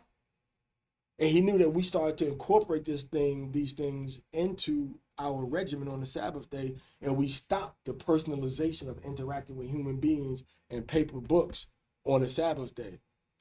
So he knew that. So he got built into his law, like you talk about a reset. He has an automatic technological reset for every Sabbath built into his law that forces you to go back to essential fundamentals on the Sabbath day. Right. You got to go back to, like, I have to interact with people in my zone. I got to read this book.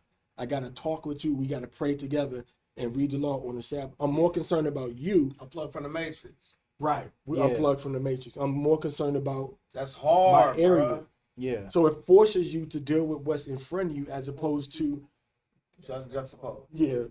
way far away from you. Now, on Sunday, the first day of the week, on the second, third, fourth, fifth, or sixth day, now we can say, let's drive and get together and let's broadcast this through a backbone that's built upon kindling and consuming electricity. Kindling and consuming fire.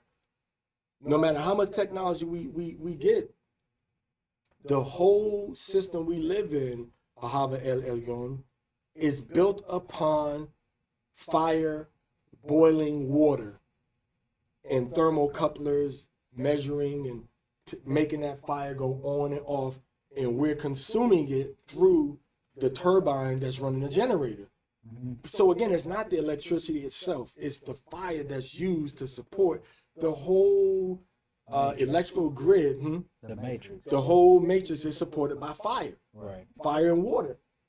Even nuclear energy, and I just found this out recently, a nuclear sub the nuclear sub is only used to boil the water in the generators. It's not the electricity source per se, but they're using the nuclear fusion to create heat that boils the water. Yeah. So they cannot get away from the essential elements of fire and water in no aspect of modern life. So I think, I know Yahweh knew that. So everybody is forced on the Shabbat day to appreciate him, appreciate the sun, because we create artificial light. Sometimes it's necessary, but on the Shabbat day, the Sabbath day, the Most High built into his law, just chill, relax, and reset. No electricity on the Shabbat. Unless it's not connected. I use electricity on the Sabbath day. Uh-huh. I use my tablet, I use my phone, but I'm not plugged into the matrix. I'm not plugged into the wall or using Wi-Fi. Okay. Because Wi-Fi is, backed up by the servers. And the servers are using the sockets that's plugged into the power plants. So it's not the electricity, it's just the fire that's So powering it. is it okay, so on the Shabbat, because I've been doing the Shabbat, so our store is closed, right? Okay. And but on the Sabbath, I'll try to stay within like I know what you YouTube mean. programs. Like I'll watch just bros is teaching and preaching, and then I'll be reading and just building. Right. And so that isn't lawful though, really. It's lawful, but it has to be something that's planned out already, because you should download the videos to disconnect from the matrix on the Shabbat day. Okay. Download the videos. But these bros are teaching live though. They shouldn't be doing that on the Shabbat day plugged into the matrix though. You still plugged in. Yeah. You still, in other words, the Most High said you should not consume fire on the Sabbath day. And If my platform is built on consuming fire, that's cool, except on the Sabbath day. they kind of like have, but what they're having though, and I think in their mind, they're having just a Sabbath class. They're teaching the Bible. They're giving like lessons. And for if you at home and you can't travel or get to them, they kind of like just giving you, you know what I'm saying, just a lesson. That's for the cool. day. That's Yeah, cool, yeah, but not on that day. Not on that day. Yeah, but the scriptures talks about how, and I'm guilty of this. I did this for years, man. Yeah. But I'm not knocking nobody that don't know better. Right. I didn't know better. For sure. I just one day I just literally, even in the English, man. If you just look into the English word of it, and we looked at it, we like, well, that ain't what that meant. But then one day it just hit me when I was in Mexico. It says, it specifically says, verse 3, it says, you should not kindle a fire in any of your dwellings on the Sabbath day. But the Hebrew that kindle says consume. Mm-hmm. It say, if this man sleep with another man's woman, you got to kill him. And it says, put away evil from among you. Mm-hmm. So put away evil means you're going to just consume and destroy it, take away that evil. Right. Not start it. Right. That's the same word for this in the Hebrew. Okay. So consume that evil, take away. Yeah. It doesn't mean don't start it. Right. You know what I'm saying? So it says kindle a fire. So it's almost like consume. It's almost like anything that you've taken in. right. It could be eating. It could be watching. It could be With the fire. digesting. With the fire though. With the fire. And what this forced me to do, man, is it forces you to be more fundamental about what you're doing. Right. And how you're doing it and why you're doing it. And it makes you look at the root behind everything going on. And it's really like, it's almost like a type of moment. You know what I'm saying? Like you realize that enlightenment, like no matter how smart we get, no matter how much technology we get, we cannot remove ourselves from fire and water. Right. How crazy is that? You think you doing all this and I'm talking and I'm on the pad and I'm communicating and we teleconferencing, but if they shut down that fire at the power plant, we back in the Stone Ages. Simple as that. Man, bro, we definitely got to bring you back, man. Listen, we are building, And man. but we can always do this. You know what I'm saying? Virtual. Online. we can do it virtual too. Depending on the day. Be far. But like you said, it's better. He said, depending on the day. It's better, like you said, man. When I was on the phone, you was like, I was like, nah, you come on in here, man. Yeah. It's better in person, though. Sure. You know Yeah. what I'm saying? Great I can, energy. just get a little crowdfunding, man, and bring me up here once Yeah. every 3 months or Yeah, once every okay. 2 months. Yeah, I love that. But nah, man, like you said though, it forced, and there's so many, there's so much stuff I want to talk about and wish I could right now, but Israel's custom that Hamashiach participated in Yeah. was to get together and they would read the Torah every Sabbath. Yeah. That became the focus. You know what I'm saying? Yeah. And you can't tell me that with literally billions of people in the past, 50 years, billions of people have literally come to America because they want that experience up close. They want to see the monument. They want to see the Lincoln Memorial. They want to see the Grand Canyon. They come here. And we that live in the same cities, we can't try to structure our lives to live in the same walking distance of each other. Right. I think, so if we look at everything like that, Yeah. and we understand the fact that the Most High wants us to have a convocation. You look at Acts chapter 2, it says that the disciples and the Israelites that followed and believed in the Messiah, they came together in the same physical vicinities. Yeah. We were, technology has tricked us into having a false sense of community. Mm-hmm. You know what I'm saying? And then the people we live by, we don't hardly rock with them too tough a lot of times. I think that we've set that up for ourselves because if you look at every neighborhood, you got churches that is in walking distance from almost. Yeah. If you wherever you live, you probably got a church in walking distance. Definitely.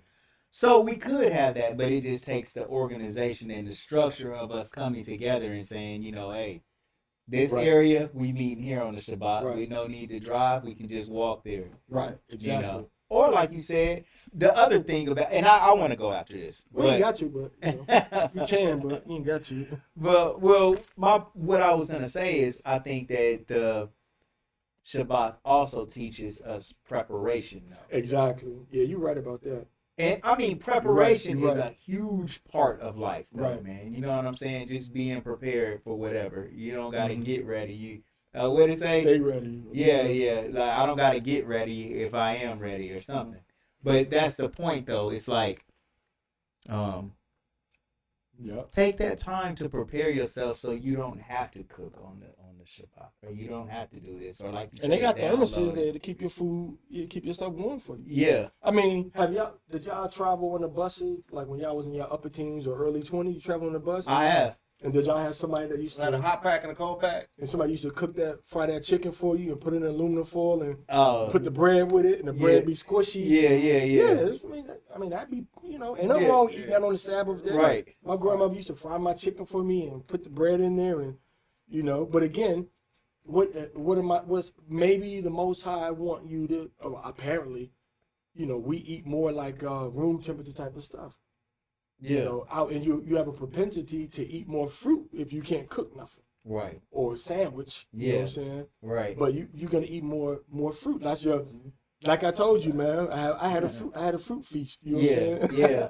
I heard it say sandwiches and cereal on the Sabbath. That's what But we'll have like some rotisserie chicken from the day before. Right. Or fried chicken, subs. Yeah. You know what I'm saying?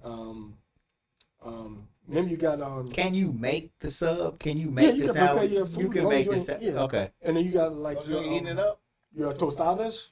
Mm-hmm. You take out your tostadas. What about a microwave? You use microwave one? Nah, it's bad for the food. One and number two, it's still that you plug You got the fire. Got That's me. the fire. In. You plug Anything that's plugged in is forbidden. anything that's plugged in or like my tablet on a Sabbath is not plugged in or nothing. But if the server I'm connecting to on Facebook is plugged in, you feel me? Man, that's a lot of responsibility. So man. not really. If you just say, you know what, I'm gonna just disconnect. Yeah, right. You just disconnect. Right. And actually, man, I found that keeping the Shabbat like that, man, it's like It's refreshing. it's refreshing. I went 12 days with no cell phone recently. It's man, No, I'm telling that's- you. that's amazing. Just for me, It was amazing. Wait, hold on, what? So no cell phone for like no cell phone service. I literally got in the jacuzzi with my cell phone. My cell phone messed up, so I had to wait on my cell phone. And I had no cell phone for 12 days, and I went through an enlightenment period. I started so like on day one, I was like bored, miserable, out of my mind. On day two, I was like, I started looking around for somebody to do. By day three, I was clicking. Like I just started writing my book that I finished. And then I like. So for the past 9 days, I was like in my bag for real. And I found that too. Like when I'm not online looking at stuff, what I learned though is that when you're not connected online, you can actually tap in more to your own creative energy. Absolutely, that's the truth. Yeah. Oh, that's for sure. And my only thing is to be like, man, I'd be like, okay, can I get on Google Drive though? Yeah. To at least put my stuff there. But then I'm like, you know what? I just put my stuff. I'm gonna do 30 days next time. I put my stuff in my notebook, man. Yeah. I'm gonna do 30 days next month. I'm gonna do 30 days next month. Like I did. No phone. So you did a whole 12 days, no phone at all. And how much did you get accomplished on your book? So like I already started like a large portion of it. So I ended up finishing the outline. I ended up starting the second book, which is the workbook for the next season of my Official Network of Chill. So it's gonna be like now I ain't gonna spoil it, but it's like a fill in the blank type of workbook. Had you already planned that, or did that come to you when you shut everything out? It came to me when I shut everything I'm telling down. you, man. And on the Sabbath day, man, that be the day when I be getting like a lot of the most profound thoughts. Yeah. Matter of fact, my understanding of not using electricity on the Sabbath day actually came on the Sabbath day. Yeah. And that's when we looked, and that's when we said, well, what? And that's when we, on the Sabbath day, we looked at the videos on YouTube about, it was like a 2-minute video about how electricity is run. So now I was like, well, hold up. They said, okay, so because we shut stuff down, the lights and stuff down, but the electricity was on. Where's the electricity coming from? How they running that? And I thought I understood, but it's just water and fire. That's it. Yeah. Every electrical system in the world is operated on water, man. Boiled water. You understand that? Yeah. It's boiled water. That's it. The nuclear is boiling the water. Yeah. Even when you got only one exception, I would say, is the hydroelectric, because it's constantly changing the turbines. Mm-hmm. But there's no independent hydroelectric system. The hydroelectric system can put this. What about solar panels? It's like maybe 1-3%, if that, of the power that we use. And guess what? For the distribution, what are they gonna connect to? So yeah, They gotta connect a them generator. and they gotta connect them to the main. Yeah. And that's all main boiled power water. grid. Got me All again. boiled water, man. He got me again. It's all boiled. Yeah. Your only hope is to get yourself batteries and inverters in your crib to power what you want powered on the Sabbath day. It literally forces you to disconnect from the world. Like the Most High is like, nah, these people here and yourself, that's what I want you to deal with on this day. Right. So we had a holy convocation. When you say con or something, what does that prefix mean? Not con as in, what does that prefix mean? Con. To like to Go converse, against. to More like converge, converse. Not that one, but the other one, like converge. Converge. What does CO mean? To come together. Together. Oh, okay, yeah. Like, so the Most High told us to have a holy convocation. I said calm. I said communicate. But it's I'm all done, together. bro. It's all together. Because look, I'm going to tell you. No community without calm. So yeah. Exactly. You got But calm he's saying and con. con. He's saying convocate. Yeah. Con. Con is to converge. What convocate means to congregate. in Spanish, remember we essential, we used to have the convocations. Mm-hmm. Con is together, Yeah. and the vocation is voice. Yeah. So it's literally, the Hebrew word is mikra. Uh-huh. Mik means, or ma means that which is, and quara'a means called. So it's a called, announced meeting that you're having together. Yeah. So that's what convocation means. It means to literally come together. Yeah. Because this is it's planned. Right. It's convocation. Right. So we're It's supposed to come Yeah, together. you're supposed to come. But we've said, oh no, it means remotely, or it means through digital means, and it can mean that in other We're times. really But supposed to just come physical. and build. I mean, how well does? I mean, I'm gonna ask you a question. Uh-huh. Has our relationship, you and me personally, Mm-hmm. and even you right here, that we just in the physical now, but has our relationship strengthened from the what, man, when the last, since maybe like since the, almost over 10 years about, Yeah, when we was in since the Passover I in seen you, Columbus, yeah. or the few hours I've been around you now. Few hours. You see what I'm saying? It makes a difference, man. Yeah. So you may get I firmly believe that you can get a false reading remotely. You know what I'm saying?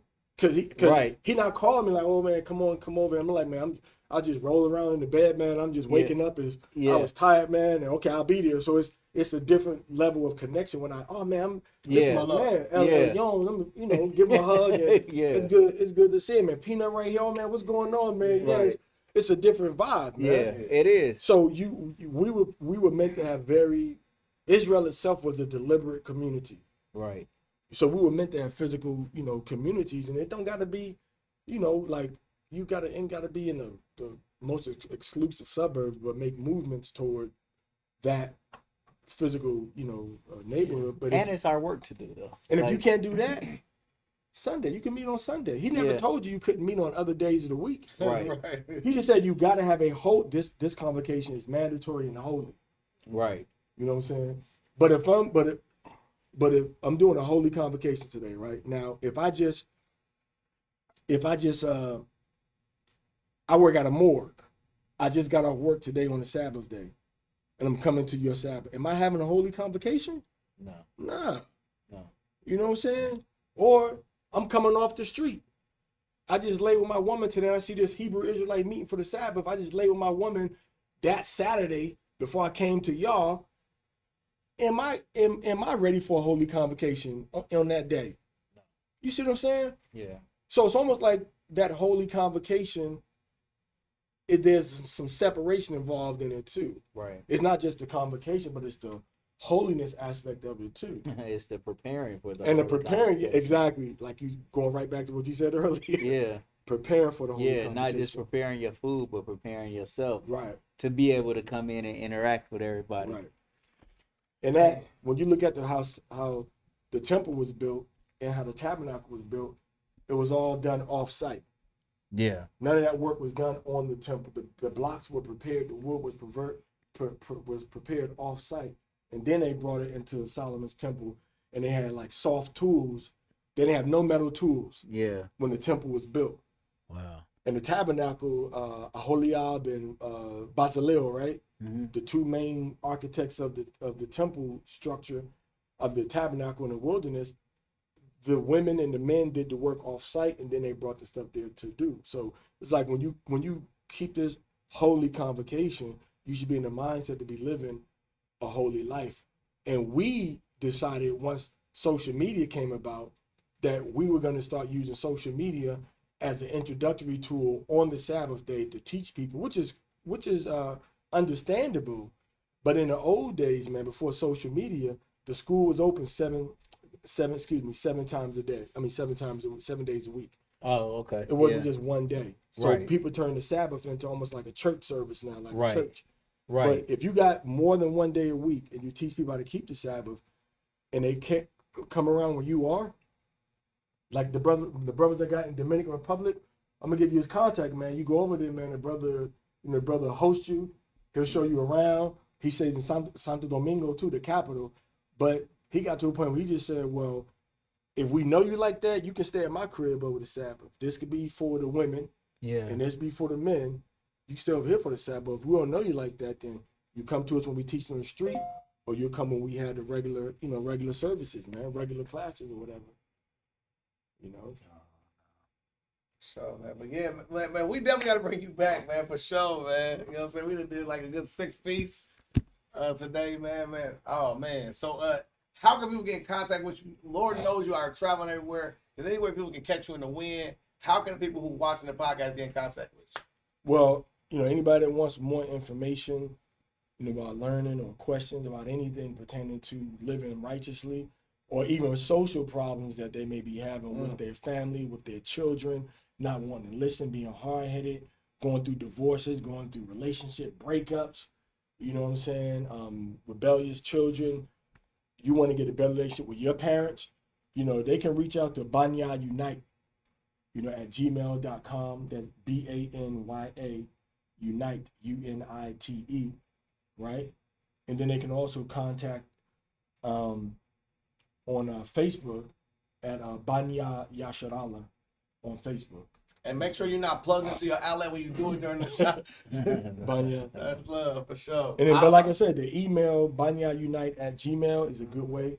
It's more personable. Yeah. You know what I'm saying? But if you type in ParazaYasharahla on Messenger, you should be able to get me like that too. But I'm working toward land for our people. Yeah. Guess you know what we don't got?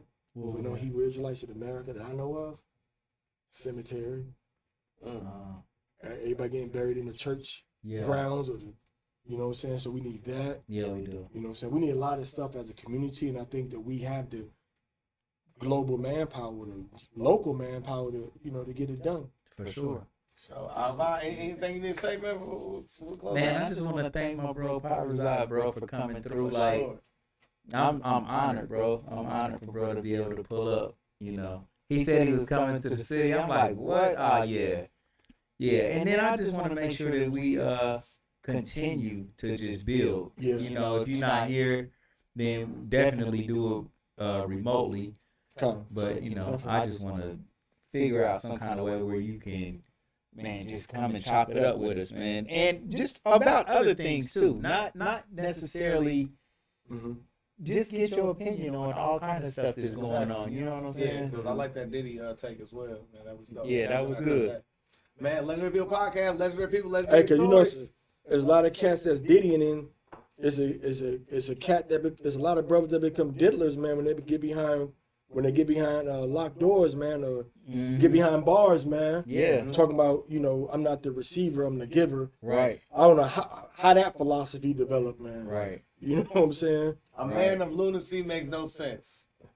But yeah, man, it was a blessing to be here with y'all, man. Yeah, bro, I'm thankful, bro, for It was you a to blessing come to be through. here, and a blessing that you chose me to be here. You chose to say, hey, I want you to come here. Yeah. And sit down and talk with us. So I thank you for giving me that opportunity, man. And I really respect, admire, and get and inspired by where you've come from and what you've built and what you got, man. Like true, a true entrepreneur, man. And I see you hanging with entrepreneurs too, man. So Yeah, bro. I might have to join y'all club, man. Yeah, for sure. I'm about to get my entrepreneurial packet. Yeah. All right, man. Love everybody. We'll see you guys on the next one, man. Peace, man.